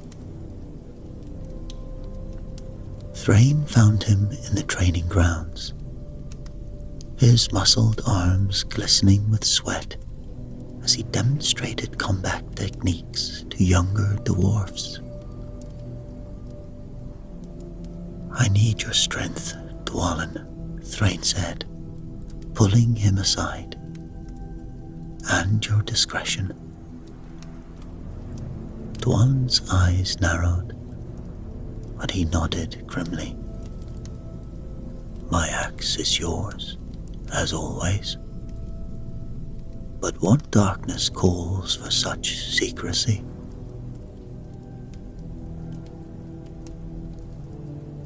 Next came Ori, a young scribe with a thirst for knowledge that rivaled Thrain's own. In the vast libraries, Ori's quill scratched ceaselessly, recording histories others deemed unimportant. There are truths hidden in the deep places, Thrain whispered to him. will you help me uncover them? Ori's eyes lit up with excitement. A chance to write history, not just record it. I'm with you. Baron was an unlikely choice. A rotund chef, more at home in the kitchens than the mines. But his expertise in fungi and underground flora could prove invaluable. We'll be traveling where few have gone before, Thrain explained. Your knowledge of what grows in the dark could save our lives. Baron tugged at his braided beard, considering. Aye, and someone needs to keep you lot fed. I'm in. The last to join was Nori, a dwarf with a shadowy past and fingers quicker than the eye could follow. Thrain found him in a tavern, deftly relieving a merchant of his coin purse. I need someone who can open doors others can't, Thrain said, catching Nori's wrist before he could vanish into the crowd. Nori grinned, a glint of mischief in his eyes. Locks and traps are my speciality. This sounds like a proper adventure. In the weeks that followed, they gathered in secret, poring over maps and preparing supplies. Each brought their own unique skills to the company. Dwalin's martial prowess, Ori's scholarly knowledge, Baron's survival expertise, and Nori's roguish talents. As they worked, Thrain saw their motivations emerge. Dwalin sought to protect his people from whatever threat lurked in the depths. Ori burned with the desire to uncover lost knowledge. Baron, beneath his jovial exterior, yearned to prove his worth beyond the kitchen. And Nori simply craved the thrill of the unknown. On the eve of their departure, Thrain gathered his company in a hidden chamber. What we do for the good of all our people, he said. The path ahead is dark and dangerous, but together we will uncover the truth of the halls of endless night. The four dwarves nodded, determination etched on their faces. As one, they turned towards the depths of the mountain, ready to face whatever secrets and pearls awaited them in the forgotten halls of their ancestors.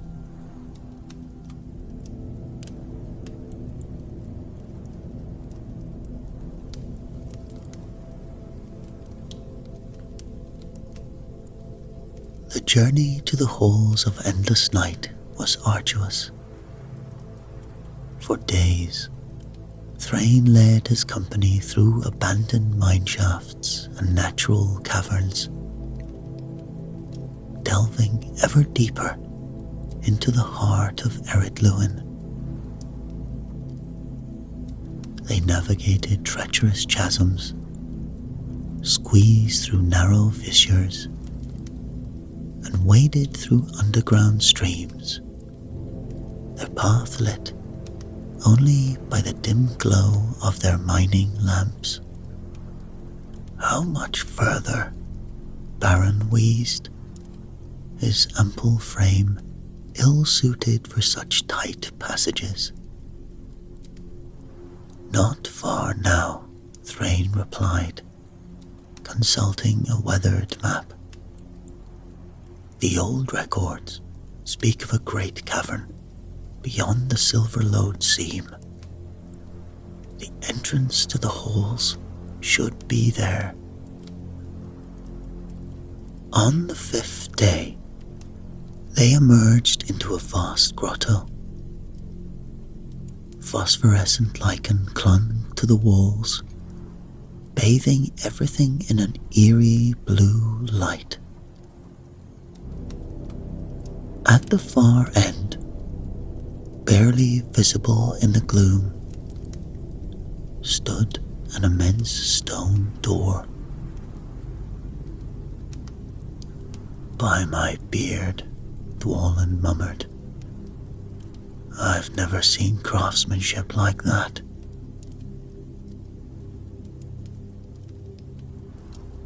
The door was a masterpiece of dwarfen artistry, its surface covered in intricate ruins depicting scenes of ancient glory. But age had taken its toll. Cracks spider-webbed across the stone, and parts of the carvings had crumbled away entirely. Thrain approached reverently, his fingers tracing the worn edges of a particularly complex ruin. The seal of Durin, he said softly, and something else, much older. Nori stepped forward, his nimble fingers probing the edges of the door. No lock I've ever seen, he admitted, but every door has its key. For hours, they worked in tense silence. Ori pored over ancient texts, translating ruins. Baron examined curious fungi growing in the cracks, while Dwalin stood guard, his axe at the ready.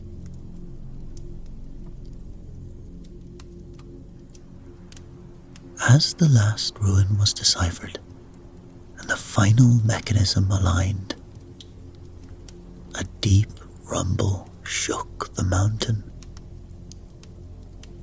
Slowly, ponderously, the door swung open. A gust of stale air rushed out, carrying with it the musty scent of ages past. Thrain lit a torch, its flickering light barely penetrating the inky blackness beyond. Stay close, he warned. We know not what awaits us.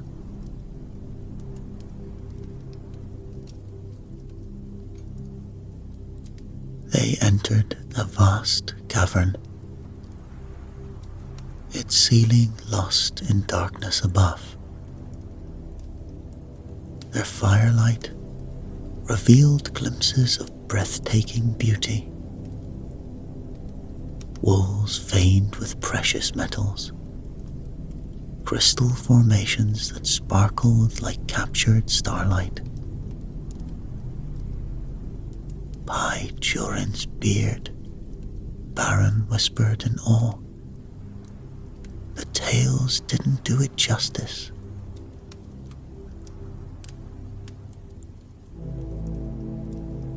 As they ventured deeper, the wonder of their surroundings was tempered by a growing sense of unease. The silence was oppressive, broken only by the echo of their footsteps and the occasional drip of water from unseen heights. Ori, his quill scratching furiously in his journal, was the first to notice. "Do you hear that?" he asked.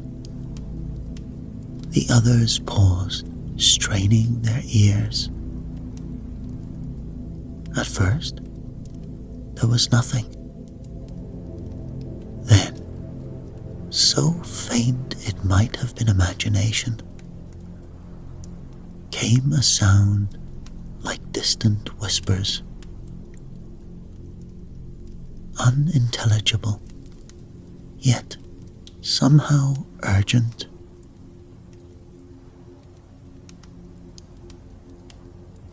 "It's just the wind," Dwalin grunted, but his grip on his axe tightened. They pressed on, following a winding path that led them through a series of smaller chambers. In one, they found evidence of the lost colony. Abandoned tools, rotting timbers, and a child's toy half buried in the dust of centuries.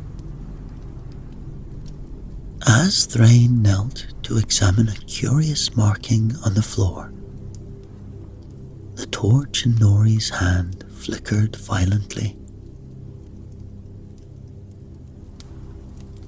For a brief moment, the shadows seemed to move of their own accord, taking on shapes that defied description.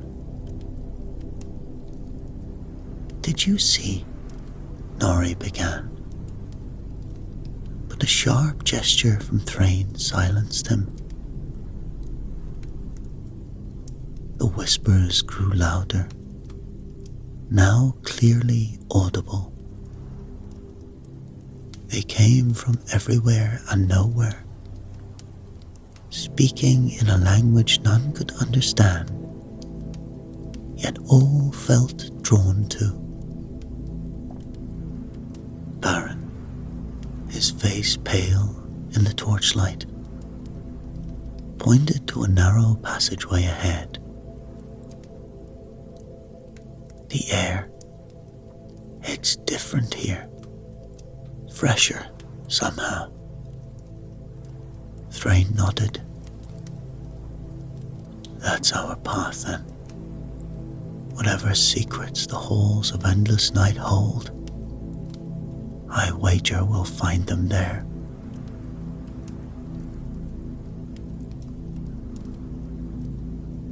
As they approached the passage, the whispers rose to a fevered pitch. The dwarves huddled closer together, each lost in their own private thoughts. With a deep breath, Thrain stepped forward into the unknown. The darkness of the passage swallowed them, and with it, their last connection to the world they knew.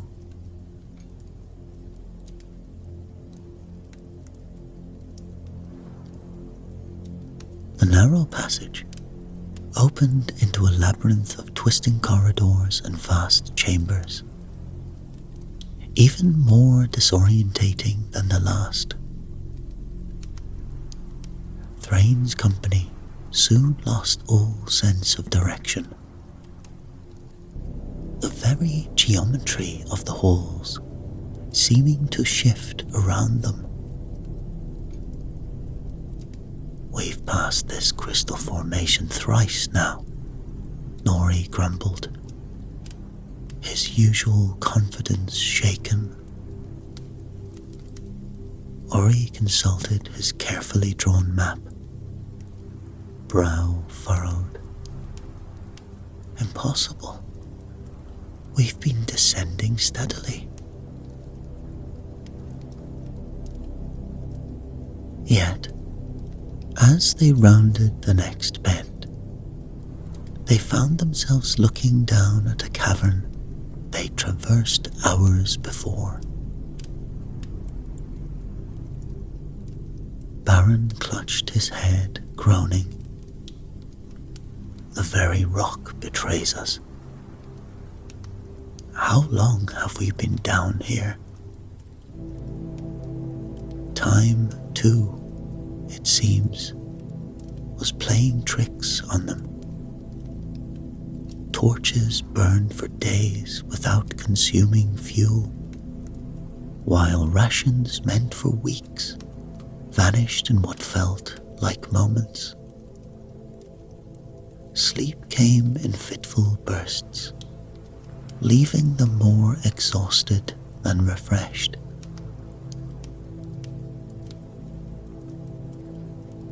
It was during one such rest that the visions began.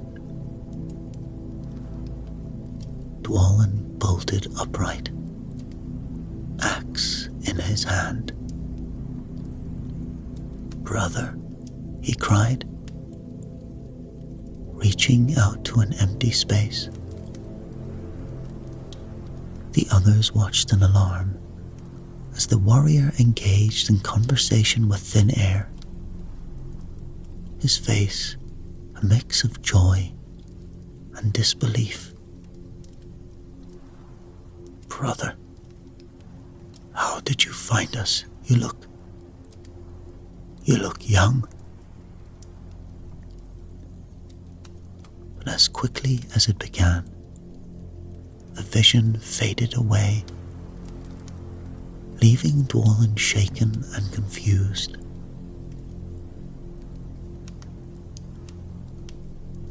Similar apparitions soon plagued them all. Ori wept as he spoke with his long-dead mother. Baron shared recipes with a wife he'd not yet met. Nori found himself confronted by victims of past crimes, their accusations echoing in the empty halls. Thrain alone seemed resistant, though the strain showed clearly on his face. "These are phantoms," he warned, "tricks of the mind. We must press on." And soon, in a vast chamber, they found the source of the curse. Mountains of gold and gems glittered in their torchlight, a treasure hoard to rival the greatest dwarfen kingdoms. Yet, an otherworldly pallor clung to the riches, a sickly glow that pulsed like a living heart. Nori reached for a golden cup. Surely, a small trinket wouldn't hurt. Thrain's hand clapped down on his wrist. "Touch nothing. Can you feel it? The wrongness in the very air." Indeed, the longer they stayed in the treasure chamber, the more they felt it. A creeping corruption that whispered of power, of desires fulfilled and enemies vanquished. It tugged at their minds, urging them to claim the wealth as their own. Baron whimpered, pressing his hands over his ears. Ori's quill shook so badly he could no longer write. Even Dwalin, stalwart Dwalin, fingered his axe with an unsettling gleam in his eye.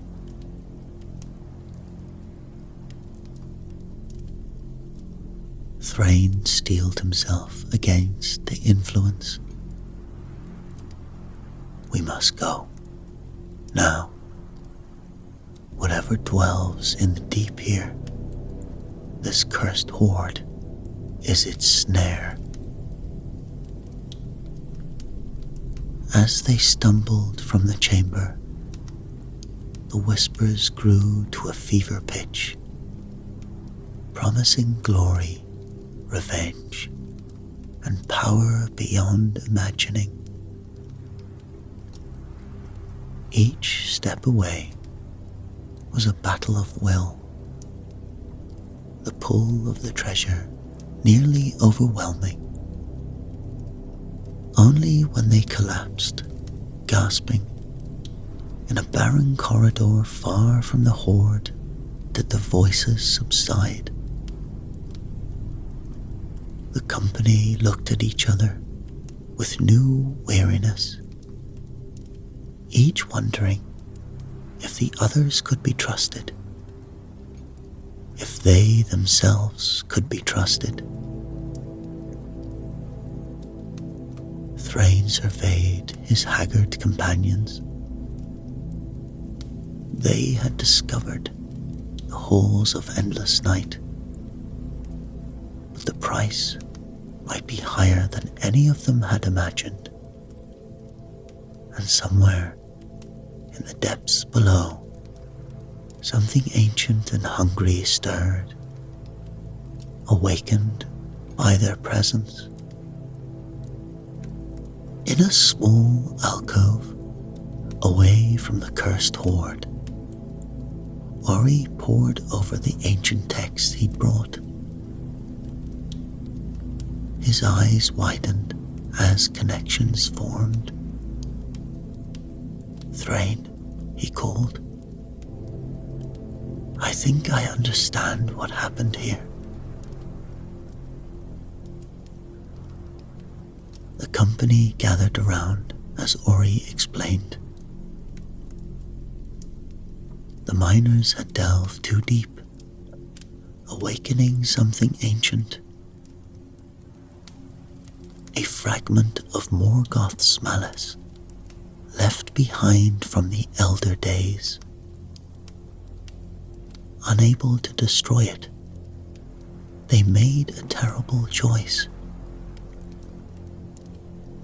They sealed themselves in, Ori said, using forbidden magics to create a prison for the horror and themselves. Dwalin grunted. Brave lads, but why not just collapse the tunnels? Thrain's face darkened. Because it feeds on fear and madness. Trapping it alone wouldn't be enough. Nori nodded grimly. The visions, the whispers, it's been trying to break us. And the horde is its conduit, Baron added, surprising them all. Did you not feel how it pulled us, stoked our deepest desires? Ori confirmed. Some texts speak of a hunger that corrupts. The miners' last act was to infuse their wealth with protective spells, turning it into a trap for the horror's influence.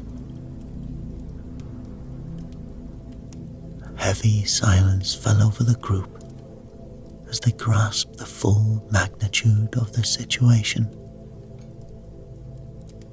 They were not just explorers, but unwitting intruders in an ancient prison, face to face with an evil beyond their comprehension.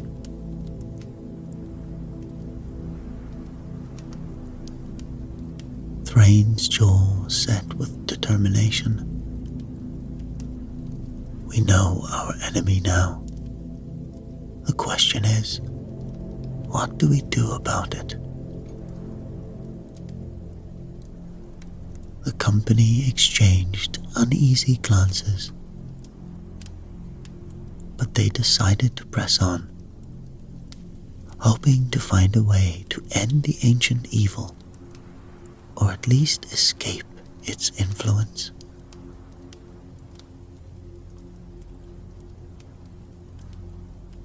As they delve deeper into the halls, days blurred together, marked only by the guttering of their torches and the growing strain on their nerves. It was Dwalin who succumbed first,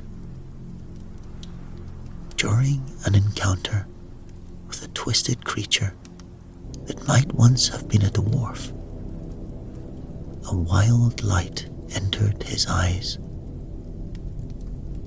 For Khazad Dome, he roared, charging headlong into the fray with reckless abandon. Dwalin, stop, Thrain cried. But it was too late. The warrior disappeared down a dark passage. The echoes of his battle cry fading into eerie silence. And despite their searches, they never saw him again.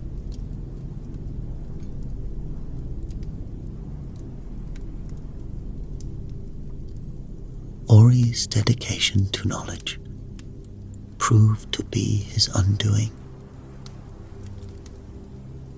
In a vast chamber filled with ancient texts, he became obsessed with deciphering a particular set of runes. This could be the key to everything, he muttered feverishly. As the others rested, Ori ventured deeper into the chamber alone. They awoke to find him gone, with only a hastily scribbled note explaining his decision to continue his research, promising to catch up later.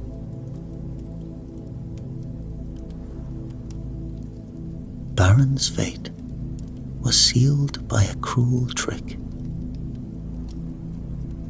A phantom resembling his mother appeared, leading him down a narrow side passage.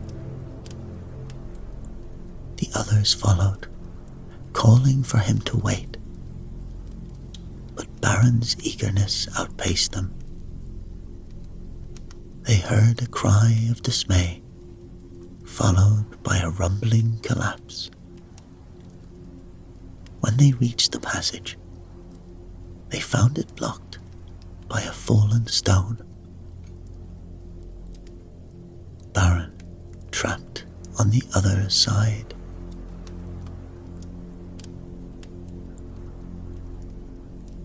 Nori resisted the lure of the cursed horde longer than the others thought possible. But in a moment of weakness, as they passed the treasure chamber once more, he slipped away. They found him kneeling amidst piles of gold, eyes glazed, mumbling about the riches he would bring home. No amount of pleading could convince him to leave. As they watched in horror, The gold seemed to shift around him, slowly engulfing him, despite their best efforts to pull him free.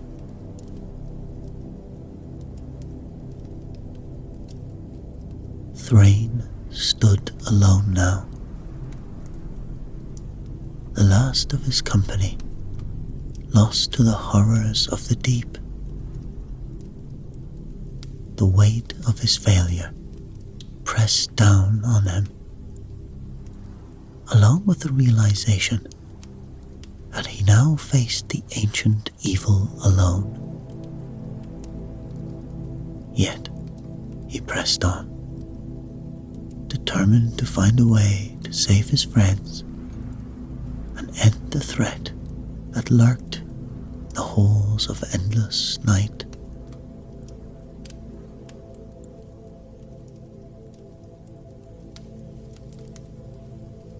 He stumbled through the oppressive darkness,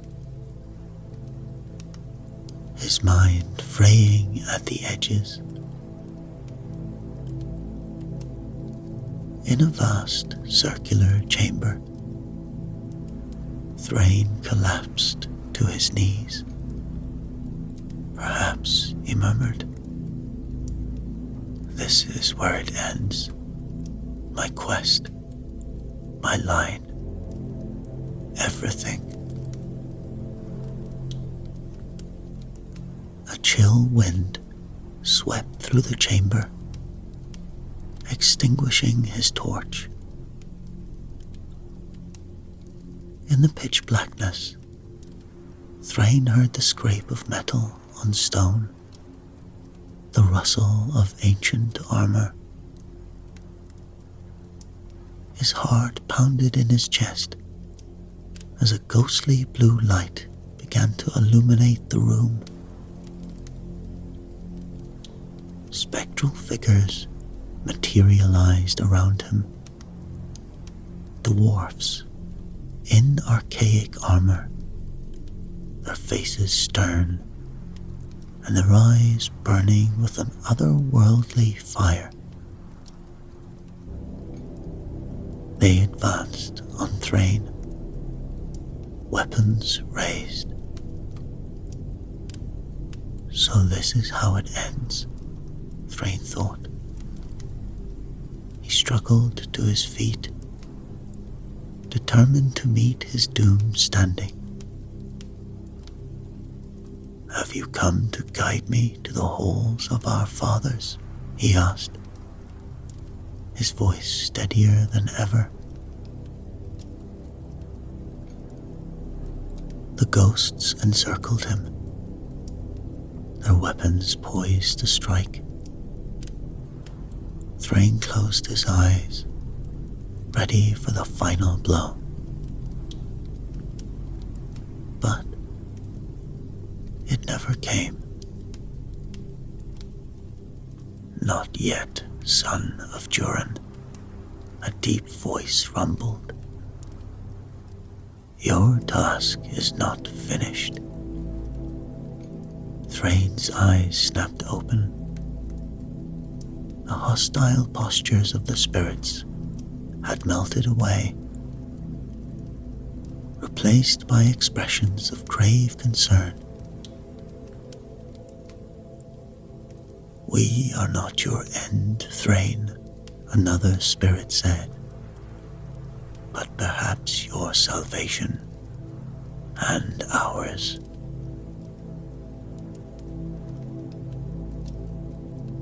As understanding dawned, Thrain realized these were the spirits of the lost colony, guides in his darkest hour. The leader of the spirits stepped forward. This ancient evil cannot be slain by mortal weapons, Thrain. It is a fragment of horror beyond physical form. Then, how can it be defeated? Thrain asked. The dwarf woman, with eyes like molten silver, spoke. It must be confronted from within. One must follow the horror to possess them, then use the strength of their will to destroy it from the inside.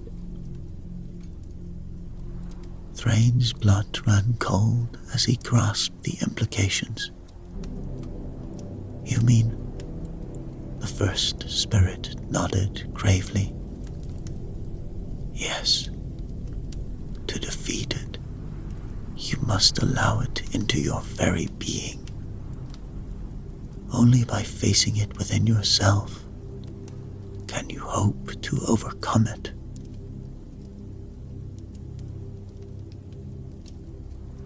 The spirits circled Thrain, their ethereal forms flickering in the dim light. Each one spoke, adding to the grim picture of what he must do.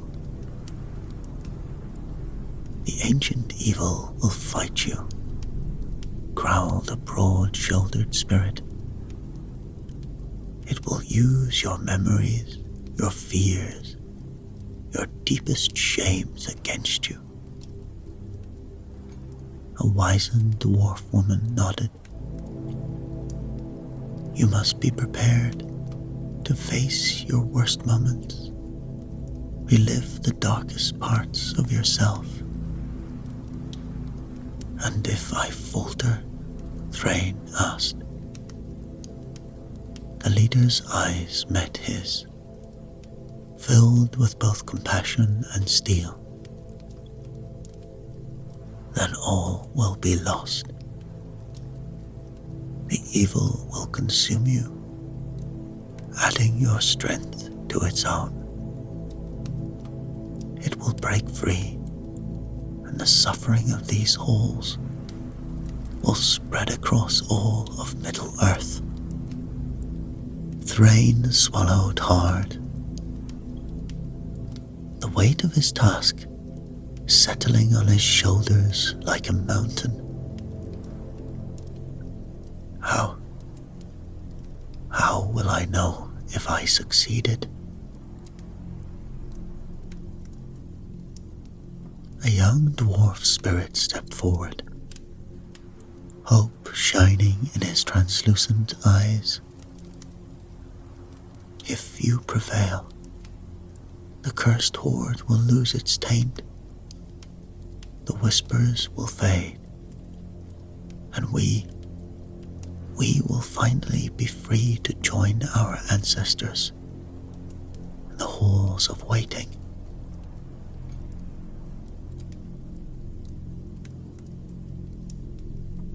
As the ghostly light began to fade, the leader of the spirits addressed Thrain one final time. Remember, son of Durin, your greatest strength lies not in your arm or your craft, but in your heart and mind.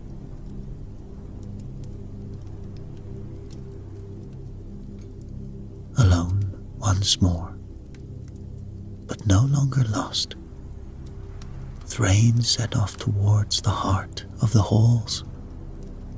The whispers still plagued him. Doubts still gnawed at his mind.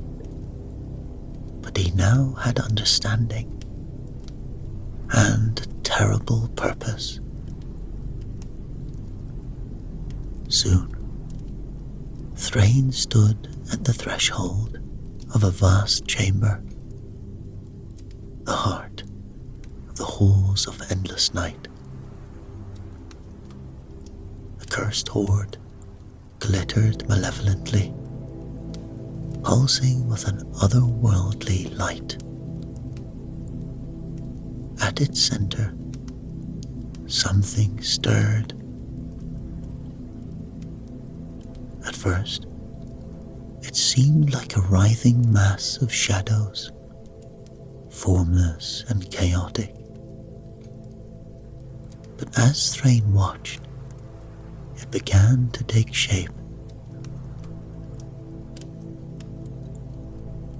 It rose from the treasure like smoke into a towering figure that dwarfed even the tallest of Durin's folk. Its body was a void, darker than the deepest mine shaft, outlined by a sickly, pulsating glow. Where a face should have been, there was only a swirling vortex of darkness, punctuated by pinpricks of light that might have been eyes. Too many eyes, constantly shifting and blinking. Tendrils of shadow writhed around it, reaching out towards Thrain like grasping fingers. The very air seemed to warp around the entity, and looking at it for too long made Thrain's head spin and his stomach churn. When it spoke, its voice was a cacophony of whispers and echoes. "Son of Durin," it hissed. "You have come far, only to fail." Thrain gripped his axe tightly, but he knew it would be useless against this foe. The words of the spirits echoed in his mind. Taking a deep breath, Thrain stepped forward. "I do not come to fight you," he declared. "I come to join you." The evil paused, confusion rippling through its ever-shifting form. Then, with a sound like shattering glass and howling wind, it surged towards Thrain. The Dwarf Lord screamed as the entity poured into him, invading every fiber of his being. His mind became a battlefield, memories and fears weaponized against him. As the evil invaded Thrain's mind, he felt himself drowning in darkness. But then, a familiar voice cut through the chaos. "Stand firm, lad." It was Dwalin, or rather, the memory of him. The spectral form of his lost companion appeared in Thrain's mind, axe raised defiantly. More figures materialized, Ori clutching his books, Baron wielding a massive ladle like a weapon, Nori, daggers glinting in his hands. The spirits of Thrain's company stood with him, bolstering his will. "You are not alone," Ori's ghost whispered, his voice stronger than Thrain had ever heard in life. As Thrain fought back, he began to see flashes of this evil's memories. Ancient battlefields where Morgoth's armies marched, a shard of pure malevolence, cast off during the Dark Lord's defeat, seeping into the earth over ages. "I am eternal," the evil boasted, its voice reverberating through Thrain's skull.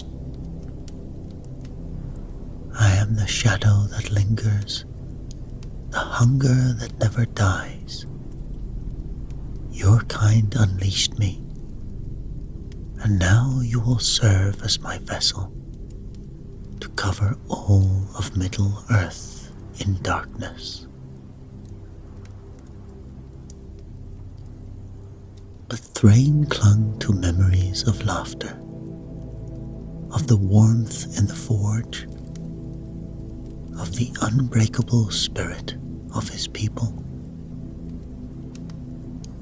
With every ounce of his will, he pushed against the horror's influence. I am Thrain, son of Thror, he roared, and you have no power here.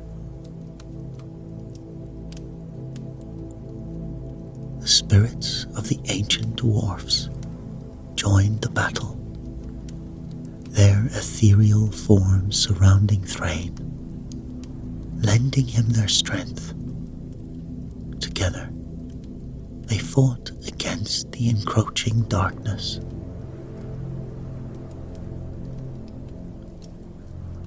The internal battle raged on, and in desperation, Thrain turned his thoughts to the cursed horde. Using the evil's own power, he reached out, willing the gold to melt, willing the gems to shatter.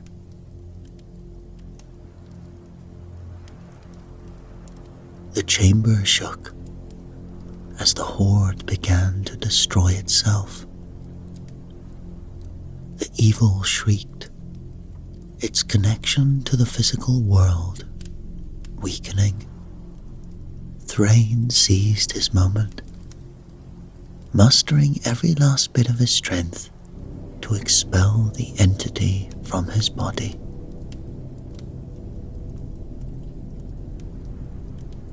With a sound like a thunderclap,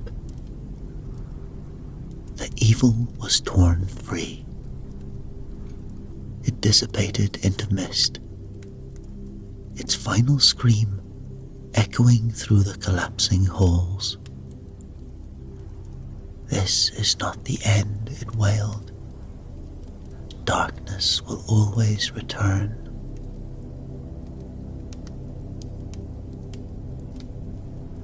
Thrain fell to his knees, gasping. The ground shook violently, huge chunks of stone raining down. He stumbled to his feet, knowing he had to escape. The spirits of his fallen companions and the ancient dwarfs appeared around him. They guided him through crumbling passages, their ethereal hands steadying him when he stumbled. Hurry, Thrain, Dwalin's ghost urged. As Thrain neared the entrance, he saw the spirits begin to fade, their faces peaceful at last. Ori's spectral form smiled, clutching a ghostly book to his chest. Our story will be told, he said softly, before disappearing. The last spirit, one of the ancient dwarfs, turned to Thrain, nodding in gratitude. You have freed us all, it said. Remember what you have learned here. With a final burst of speed, Thrain threw himself clear of the entrance as it collapsed behind him.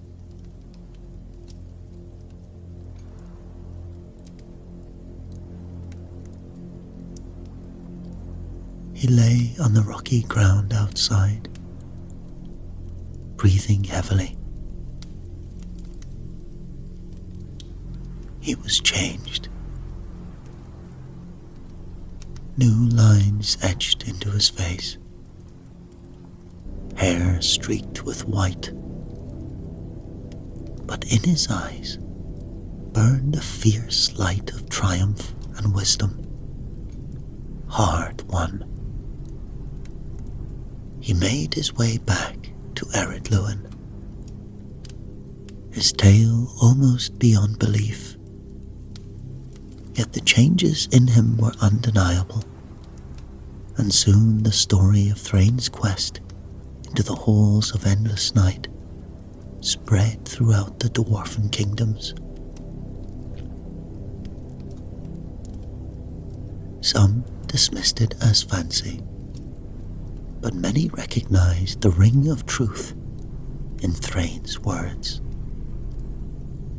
The tale became a turning point in dwarven culture.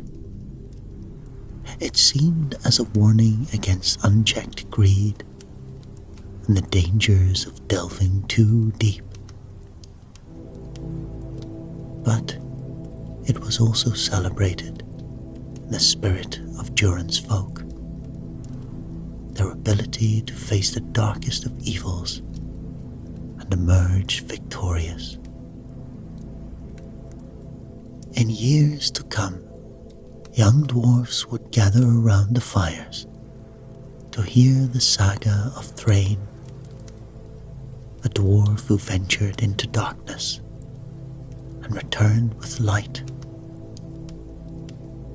And in the deepest minds, it's said that sometimes one can still hear the grateful whispers of the ancient spirits, finally at peace. The legacy of the halls of endless night lived on. A chapter in the grand saga of Durin's folk, a testament to the enduring strength of the dwarfs in the face of even the darkest evil.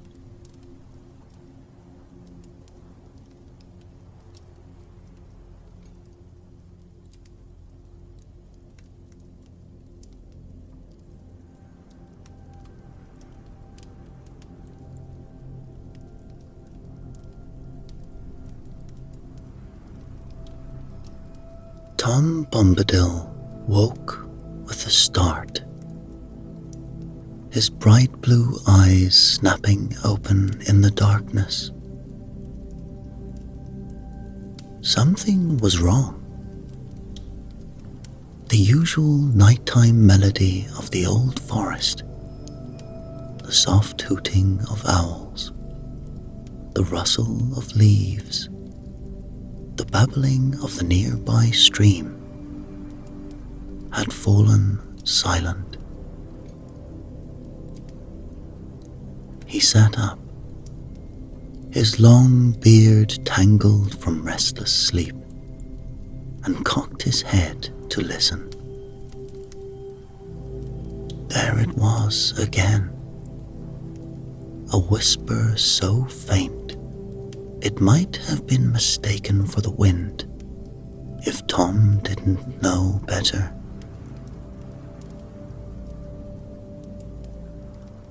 "Oh, bother, and be bother," Tom muttered, swinging his legs over the side of his bed. "Can't a fellow get a good night's sleep without ancient evils stirring about?" Beside him, Goldberry stirred, her golden hair catching the faint moonlight that filtered through the window. "What troubles you, my love?" she asked, her voice as soft as willow leaves.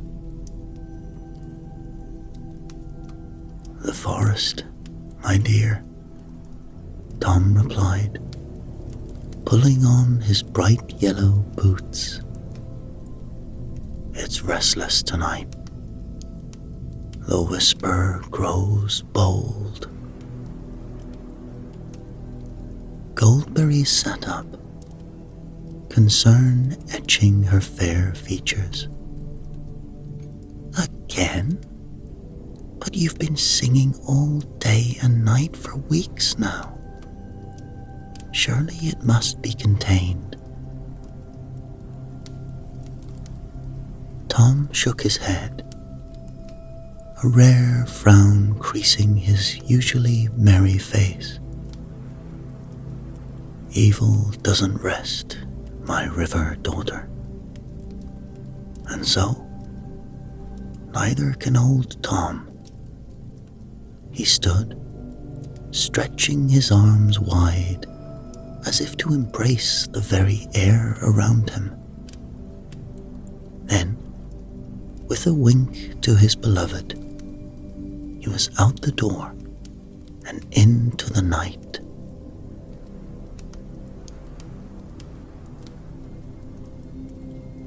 The old forest was a place of mystery and magic, where the trees seemed to whisper secrets to those who knew how to listen. And none knew how to listen better than Tom Bombadil. As he strode through the undergrowth, his yellow boots barely making a sound on the moss-covered ground, he began to sing. Now, Tom's songs weren't your ordinary tunes. They were old, older than the forest itself, some said. They spoke of earth and sky, of root and branch, of things long forgotten by the rest of the world. And as he sang, the forest seemed to come alive around him. Fireflies danced in his wake, their tiny lights swirling in complex patterns. Flowers that had closed for the night unfurled their petals, releasing sweet perfumes into the air. Even the trees themselves seemed to lean in closer, their leaves rustling in time with Tom's melody. But there was purpose behind Tom's singing, beyond simply communing with nature. For in the deepest, darkest parts of the forest, something ancient and something evil stirred. The whisper, they called it, a malevolence as old as the world itself, trapped long ago by powers now forgotten. And it was Tom's sacred duty to keep it that way. All through the night he sang, his voice echoing through the forest glades.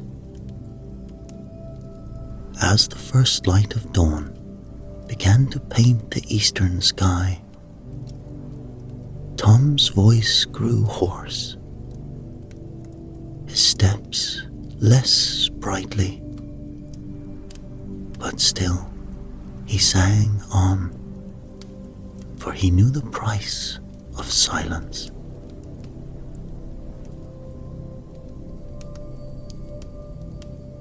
It was mid-morning when he finally returned home. His normally bright blue eyes dulled with exhaustion.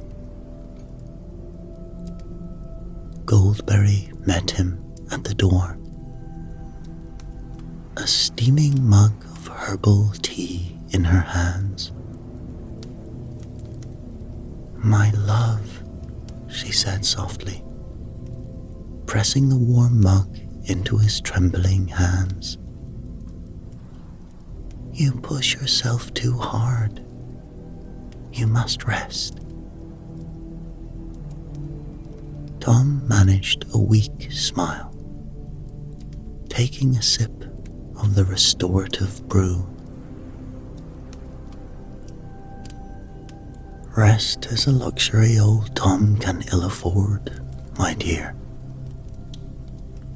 The evil grows stronger with each passing night, I fear.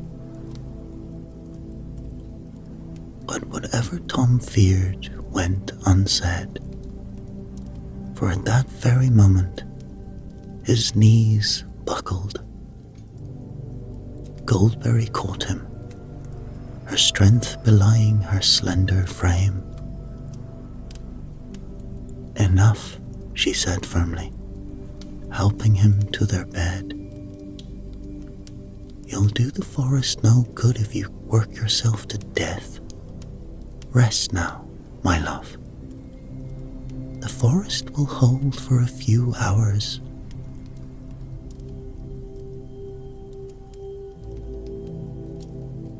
As Tom drifted off into an uneasy slumber, Goldberry stood at the window, gazing out at the seemingly peaceful forest. But now, with her ears attuned by years of living with Tom,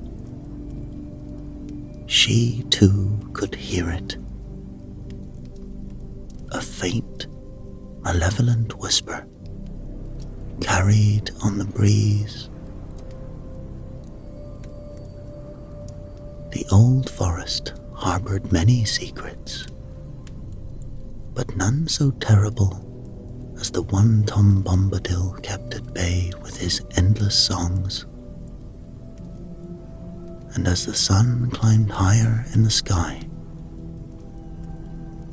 Goldberry couldn't help but wonder how long they could keep the darkness at bay.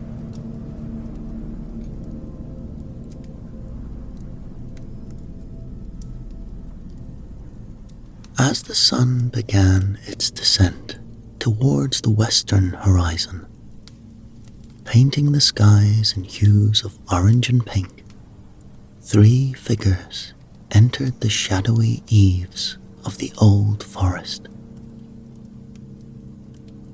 They moved with a grace that seemed almost otherworldly. Their fair faces, marked by both beauty and concern.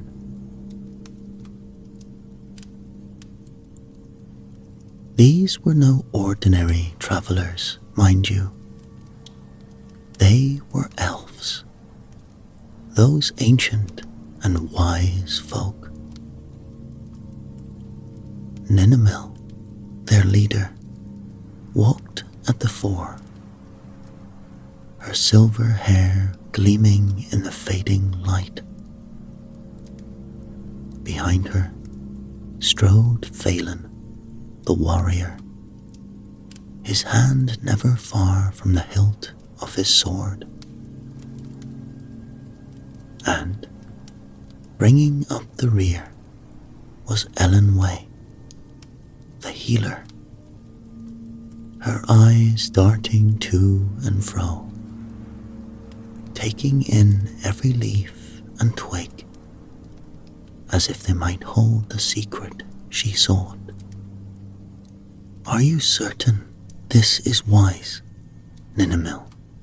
Phelan asked. The forest, it has an ill reputation. Even the trees seem to watch us with unfriendly eyes. Ninimil's lips tightened into a thin line. We have no choice. Our people sicken and die while we debate the wisdom of our course. The healing flower we seek grows only in the heart of this accursed wood. Ellenway laid a gentle hand on Phelan's arm. "Take heart," she said softly. "Where there is life, there is hope. And this forest, for all its darkness, is very much alive."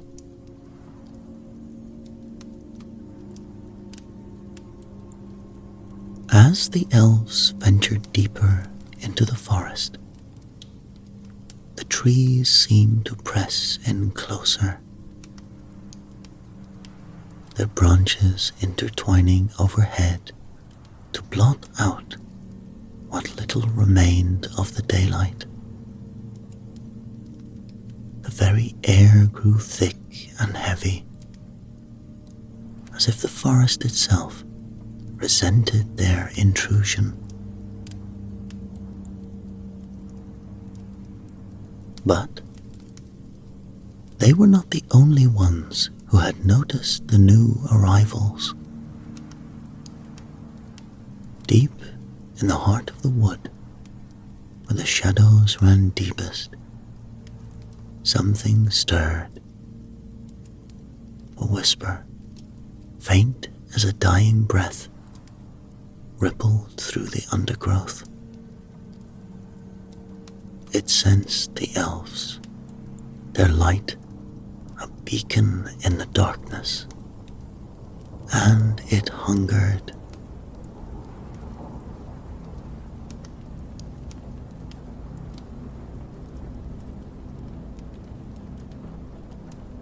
Miles away, in his cozy little house, Tom Bombadil's eyes snapped open. He sat bolt upright, startling poor Goldberry, who had been tending to him.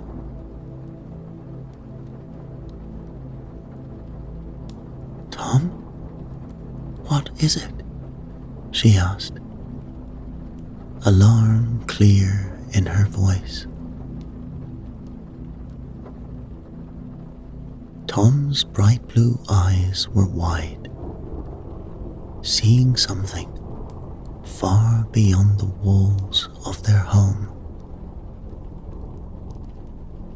"Visitors," he said, his voice rough from days of ceaseless singing. "Elves, by my reckoning. 3 of them. Walking bold as you please into the teeth of danger." Goldberry's face paled. "But surely they must know." Tom shook his head, already reaching for his yellow boots. "They know not what they walk into, my dear." And the whisper, it has sensed them too. I feel its excitement, its hunger. He stood, swaying slightly as exhaustion warred with urgency. "I must go to them, warn them. The forest is no place for elves. Not now. Not with the darkness growing bolder by day." Goldberry caught his arm as he made for the door. "You're in no state to go traipsing through the forest, Tom Bombadil. You can barely stand." Tom managed a weak smile, patting her hand gently. Now, my river daughter. Old Tom has weathered worse than a bit of tiredness. Those elves need my help, whether they know it or not.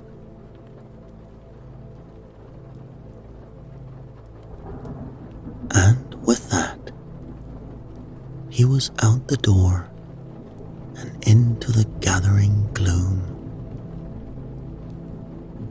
His yellow boots flashing as he hurried into the trees. Behind him, Goldberry watched with worried eyes, the whisper of wind through the leaves sounding uncomfortably like mocking laughter.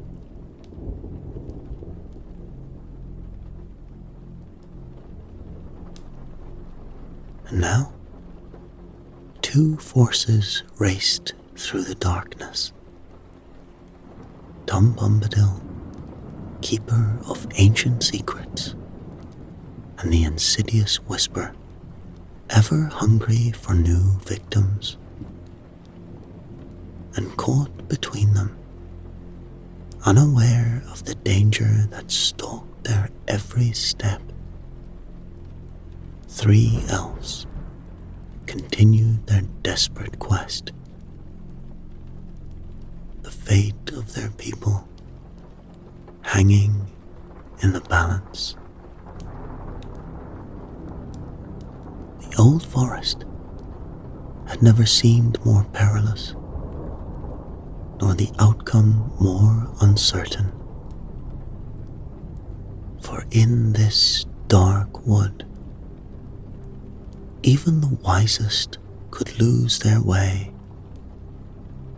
and the strongest could fall to shadows older than the world itself. As the elves pushed deeper into the forest, the darkness seemed to thicken around them like treacle. Nenamil was just about to suggest they make camp when a voice rang out,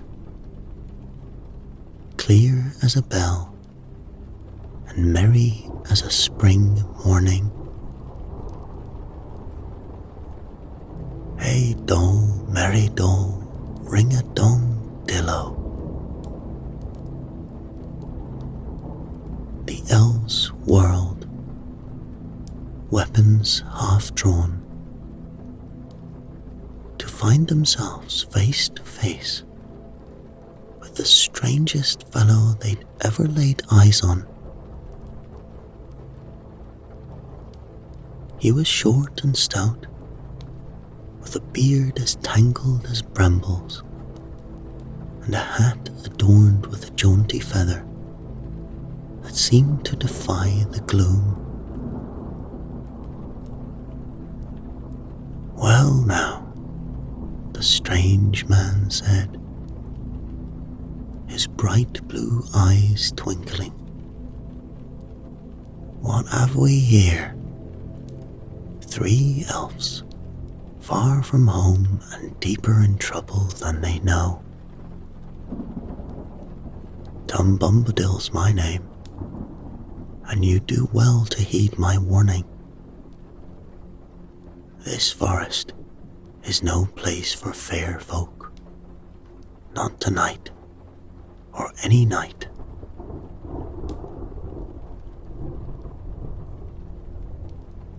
Nenamil stepped forward, her chin raised proudly. We thank you for your concern, Master Bombadil, but we cannot turn back. You see, our people suffer from a terrible plague, and only the legendary healing flower that grows in the heart of this forest can save them.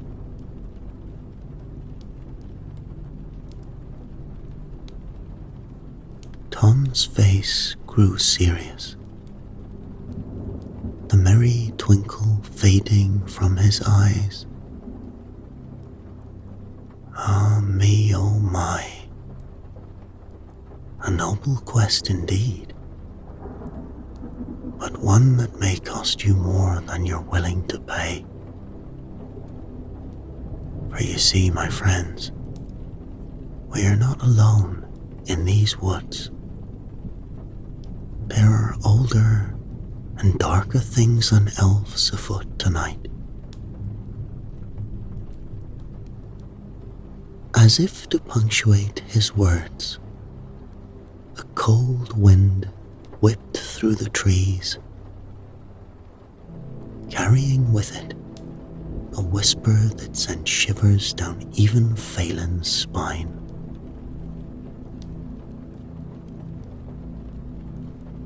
Tom sighed, a sound as old and weary as the forest itself.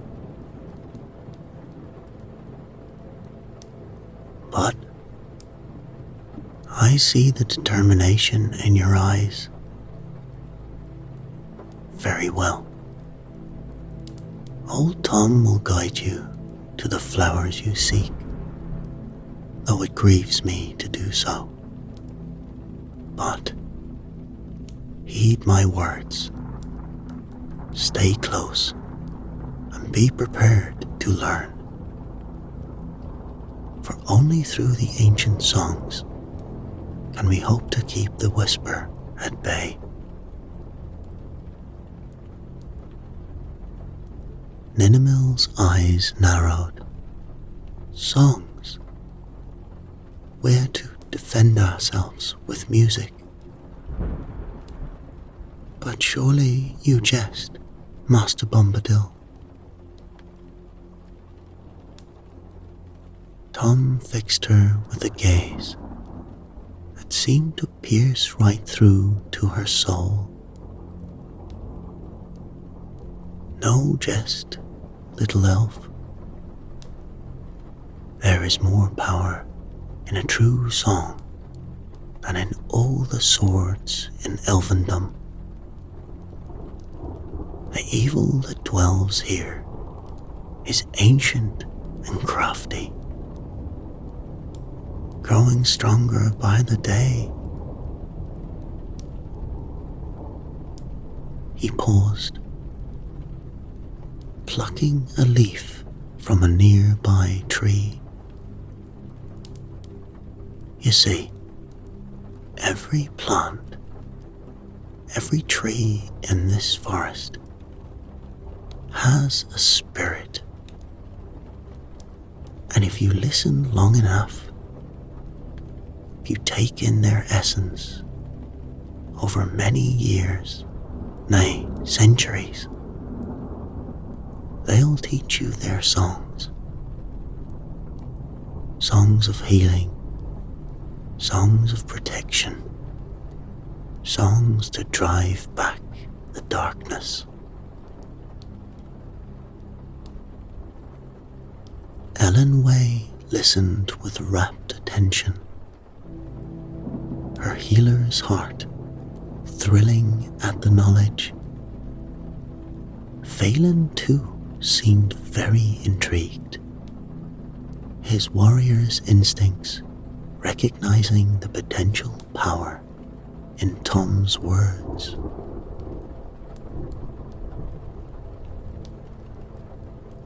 But Ninimil remained unconvinced.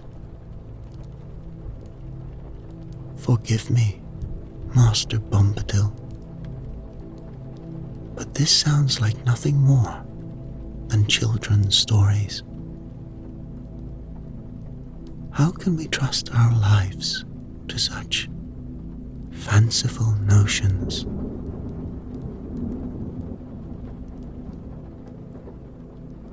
Tom's eyes twinkled, though his voice remained grave. Skepticism is a fine quality in a leader, but it can blind you to truths beyond your understanding. You'll see soon enough the power of these songs. For now, we must press on.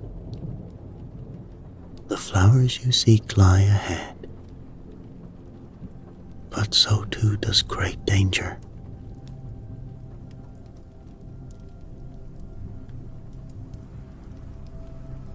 And so they journeyed on. 3 elves and a curious forest dweller. Tom hummed strange melodies as they walked. Melodies that seemed to make the very air shimmer around them. Elenway and Phelan watched in fascination, while Ninamil kept her doubts close, her eyes scanning the shadows for more tangible threats.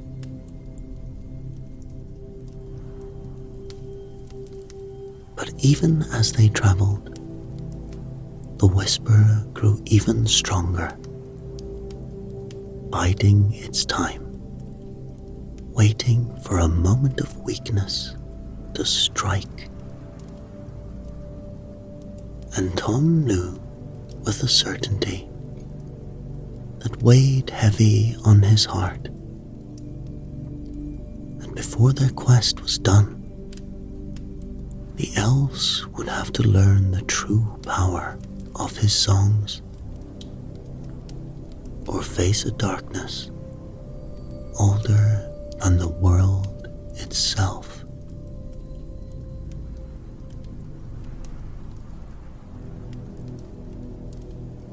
As the odd company ventured deeper into the heart of the old forest,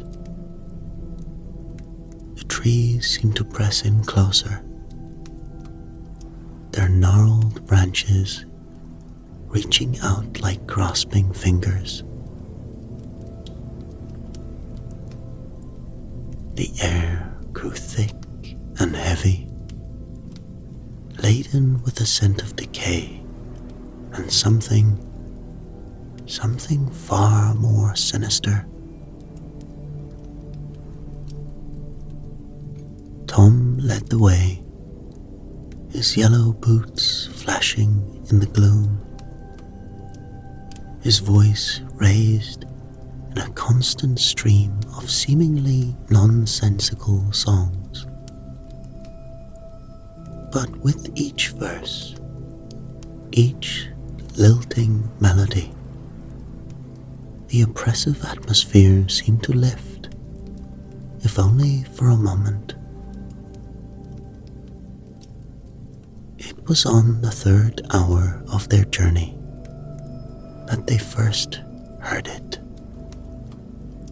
A whisper, so faint it might have been mistaken for the rustle of leaves, if not for the chill it sent down their spines.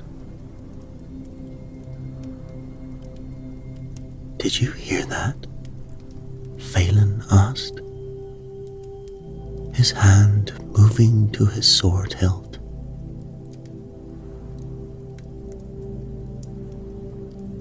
Tom nodded gravely. That I did." The whisper grows bold, testing our defenses. Time, I think, to teach you some of old Tom's tricks.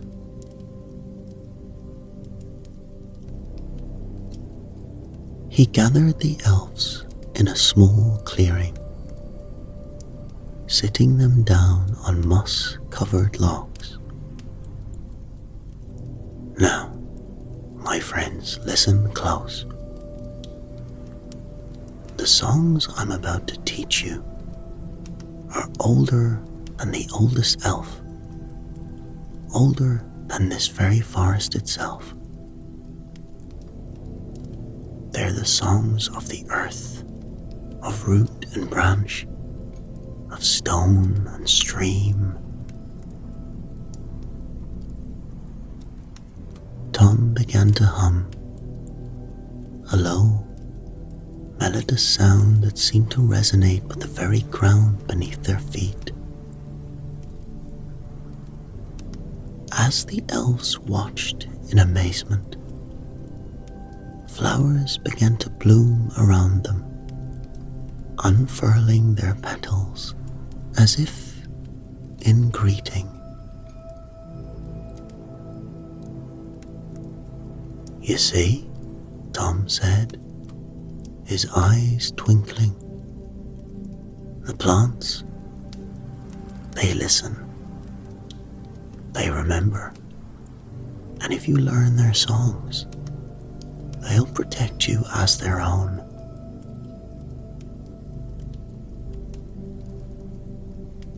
Ellenway was the first to try, her clear voice joining Tom's in harmony.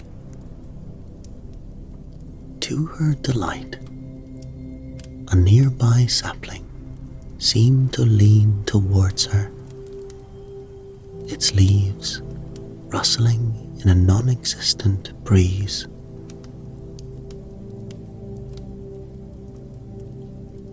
Phelan followed suit, his deeper tones blending with the others. Though less dramatic than Ellenway's result, he felt a sudden surge of energy, as if the forest itself was lending him strength.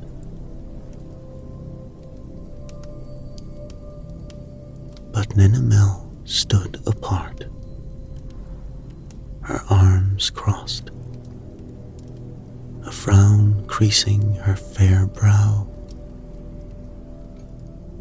"This is foolishness," she muttered. "We waste precious time with these children's games, while our people suffer."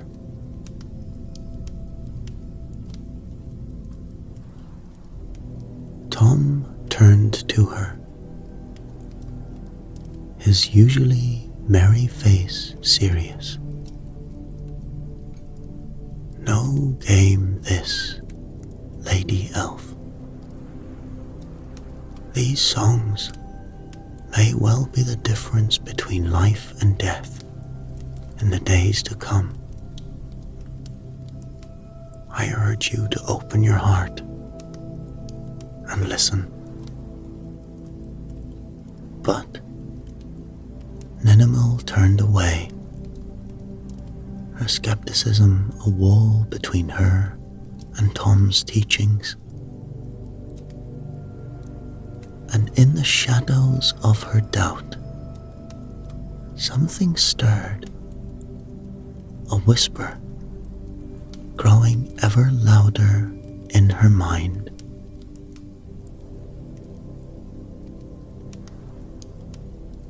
As they continued their journey, Tom taught Phelan and Ellenway more songs, melodies to purify water, harmonies to light their way in the darkest of paths of the forest, rhythms to quicken their steps when danger lurked near. And though they were but novices, their efforts seemed to hold the creeping darkness at bay. Ninamil, however, refused to participate. She watched with growing impatience and disdain as her companions practiced their songs. "We are elves," she would say, "not wandering minstrels. Our strength lies in our wisdom and fight, not in nursery rhymes."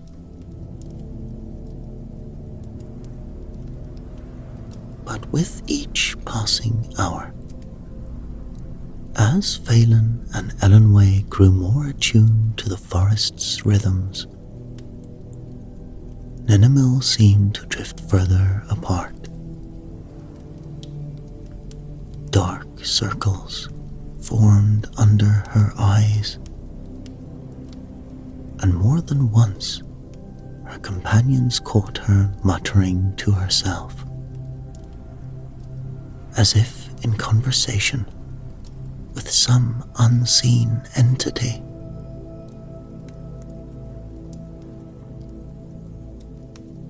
Tom watched her with growing concern. "The whisper," he said quietly to Phelan, as Ninamil paced the edges of their camp. "It senses her doubt, her resistance. It will use that if we're not careful." Phelan nodded, his face grim. "What can we do?" Tom sighed, suddenly looking every one of his countless years.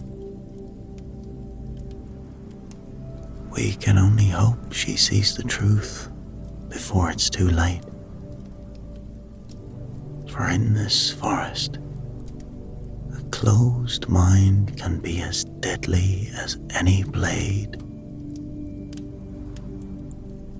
As the group delved deeper into the forest's heart, strange occurrences plagued their journey.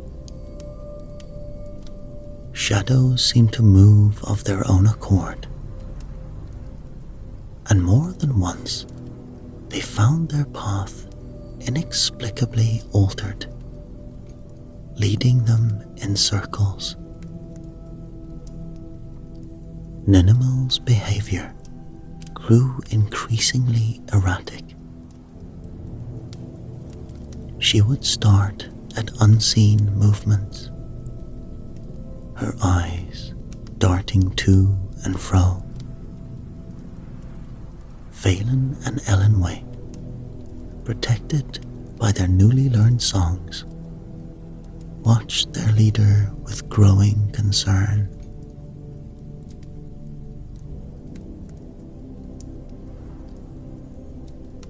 And soon, Ninamil wandered to the edge of the clearing, her eyes unfocused. "Do you hear it?" she whispered. "Such beautiful promises." Tom's face grew grave. "The whisper, it speaks to her," he warned the others. "We must be vigilant."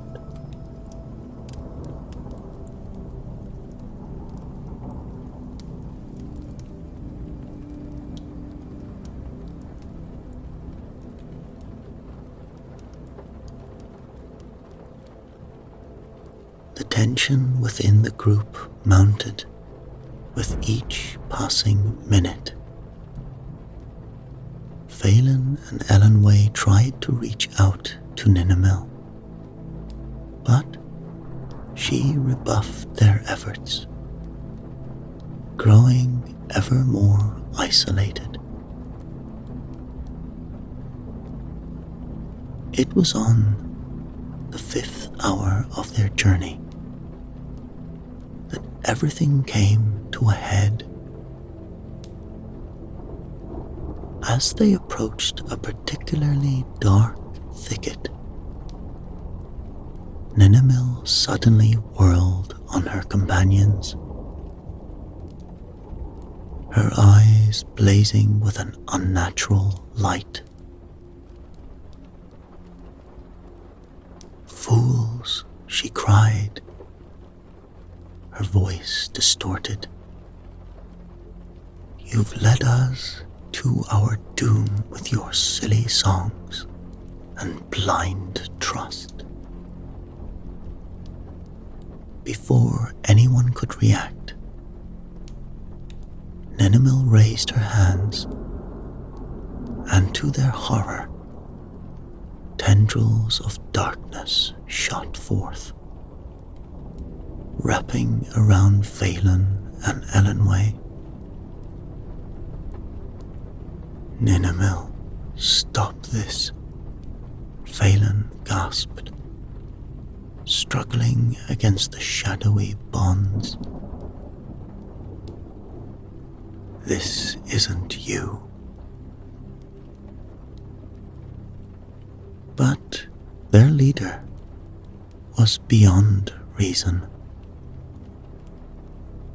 With a cry that was half laugh, half sob,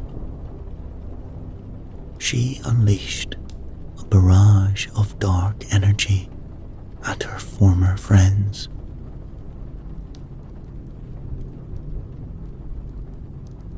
Elenway managed to break free, her voice rising in one of Tom's protective songs. A shimmering barrier sprang up, deflecting Ninamil's attack. The battle was brief but fierce. Phelan and Elenway, reluctant to harm their friend, fought defensively, while Tom's voice boomed out ancient words of power that seemed to shake the very trees.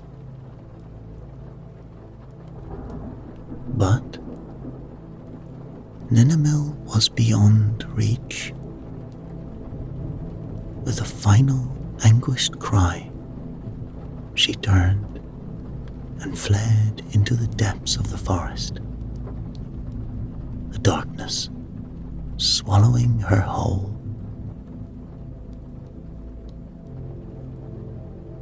As silence fell over the clearing,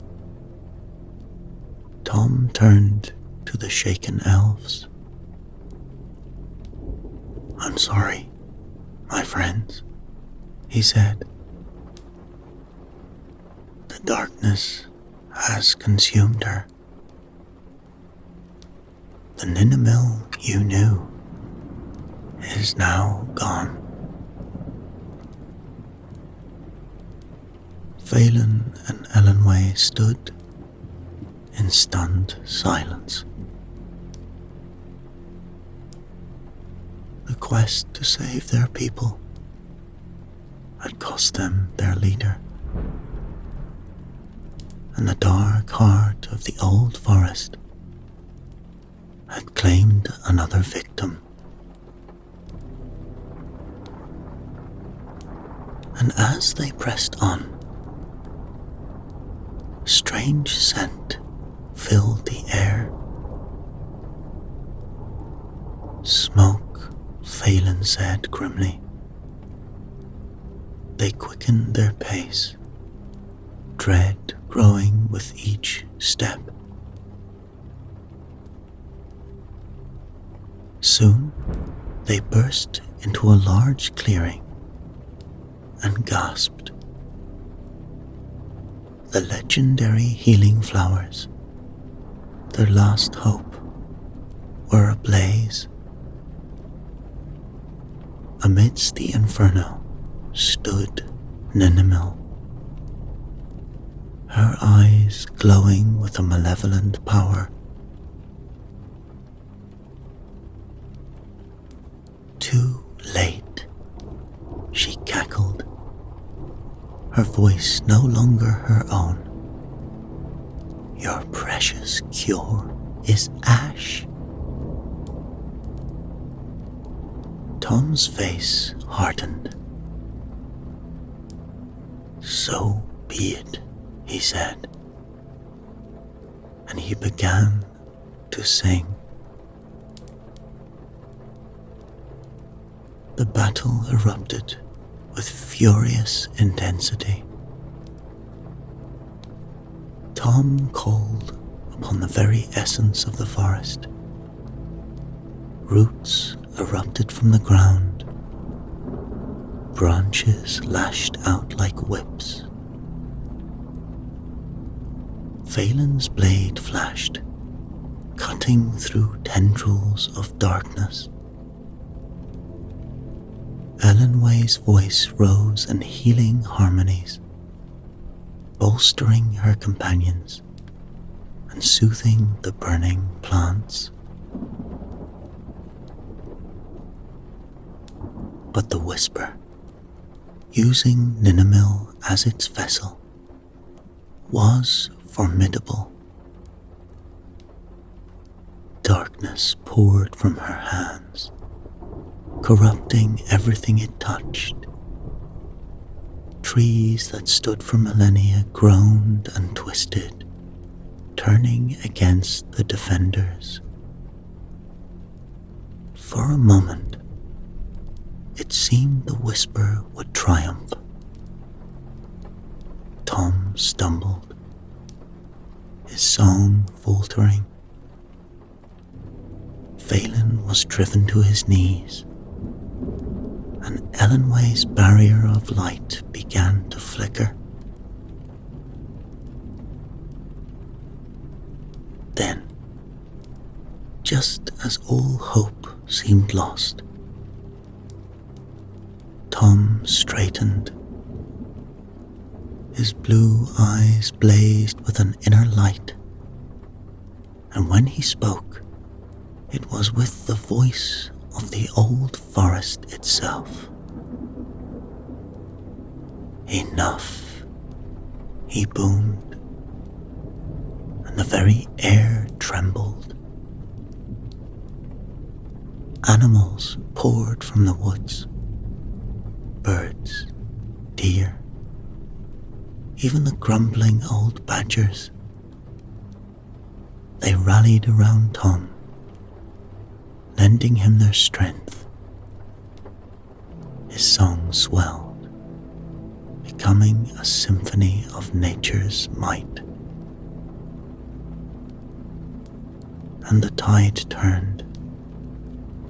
The whisper's darkness was driven back, inch by hard-fought inch. With a final tremendous effort, Tom reached out, his power wrapping around Ninimil. There was a moment of terrible silence. Then a scream that shook the trees. The whisper was torn from Ninimil, its dark essence dispersing like smoke in the wind.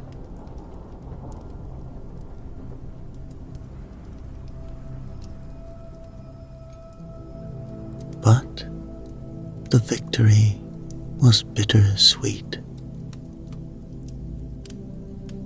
As the last echoes of battle faded, Ninimil collapsed, lifeless, to the forest floor. The whisper was defeated, but not destroyed. The price had been terribly high. Phelan and Elenway bowed their heads, mourning their leader and friend.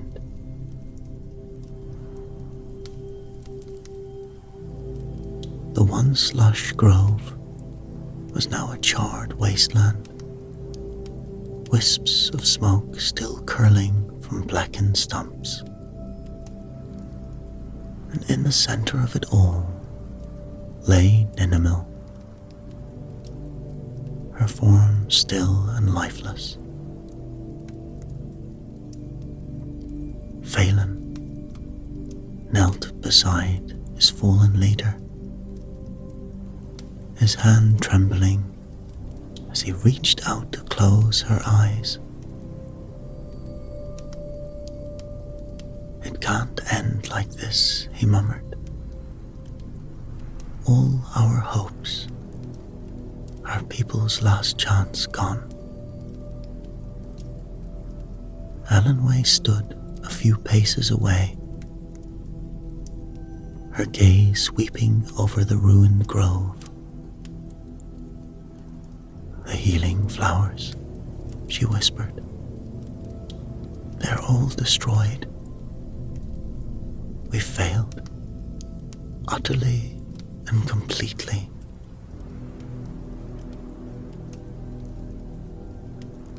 Tom Bombadil watched them, his usually merry face etched with lines of sorrow and fatigue. But there was a glimmer in his eye, a spark of the ancient power that had turned the tide of the battle. Now, he said gently, don't be too hasty with your despair. Old Tom's seen many a forest fire in his day, and let me tell you, it takes more than a bit of flame to truly kill these woods. With that, he stepped into the center of the scorched grove and began to sing. It wasn't like his usual jolly tunes, but something deeper, more ancient.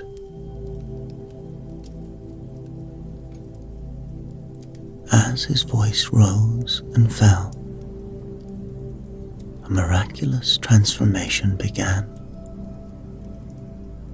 Tiny green shoots pushed up through the blackened earth, unfurling into delicate leaves.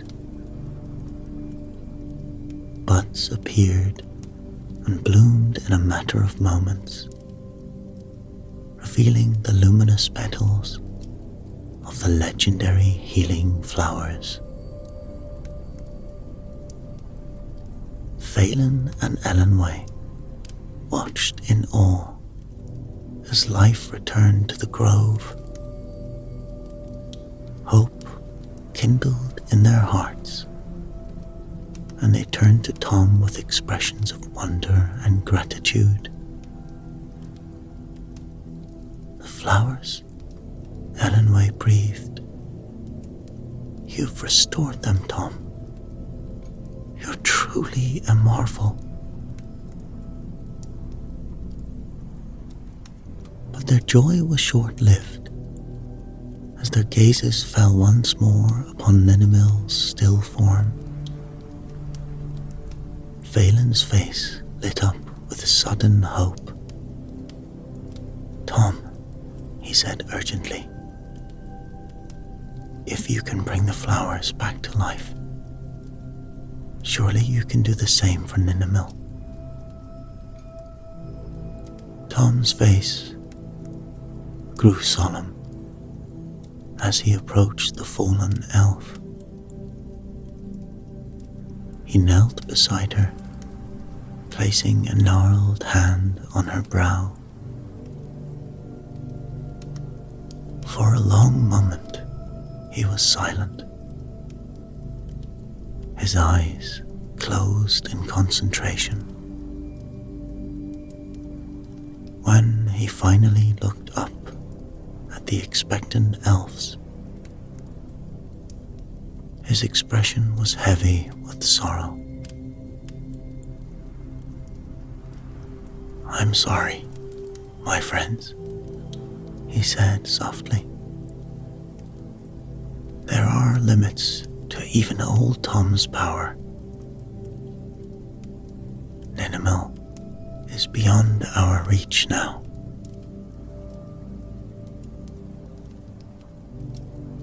Ellenway's face crumpled, and she turned away. Phelan, however, stood rooted to the spot, his grief evident in every line of his body. Tom's voice grew urgent. Listen carefully, my friends. We cannot leave her here. The whisper, though driven back, is not destroyed. It would seek to use her body again if given the chance. You must take her home with you, away from this forest.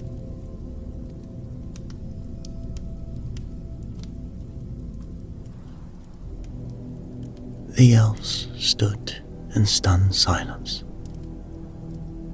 the full weight of their situation settling upon them. They had come seeking hope and found both miracle and tragedy. The healing flowers were restored, offering salvation for their plague-stricken kin. But the cost had been terribly high, and even in death, Ninimil could not find rest in the forest she had fought to save.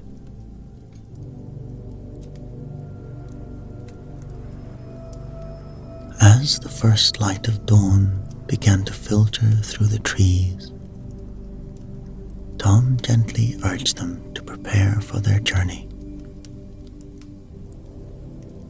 "You have a long road ahead," he said, "and time is of the essence.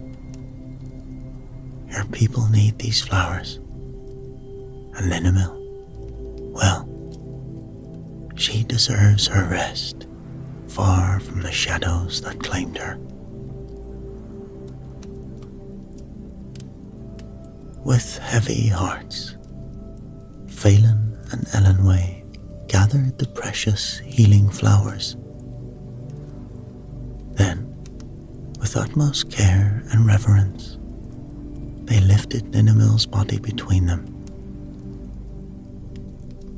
As they made their way to depart, they took a final look at the grove, now vibrant with new life, but forever marked by their loss.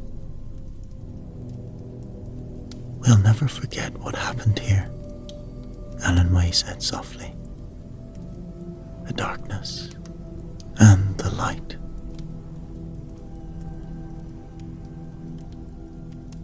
Tom nodded. "That's as it should be, my dear. Remember it all, the good and the bad. It's the only way to truly honor those we've lost, and to protect against the shadows that may yet come." And with that, the small company began their journey out of the heart of the old forest, bearing with them hope for their future, the weight of their fallen leader, and the knowledge of the ancient evil that still lurked in the depths of the woods.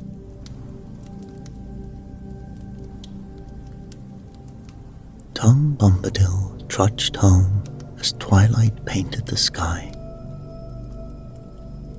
Goldberry greeted him with a warm embrace and a steaming mug of herbal tea. "Rest now, my love," she whispered. "The forest will keep till morning." And as Tom drifted off to sleep,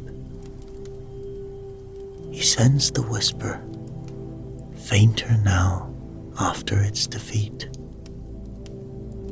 Come dawn, he'd resume his vigil. But for tonight, the old forest breathed easy. Its guardian finally at peace.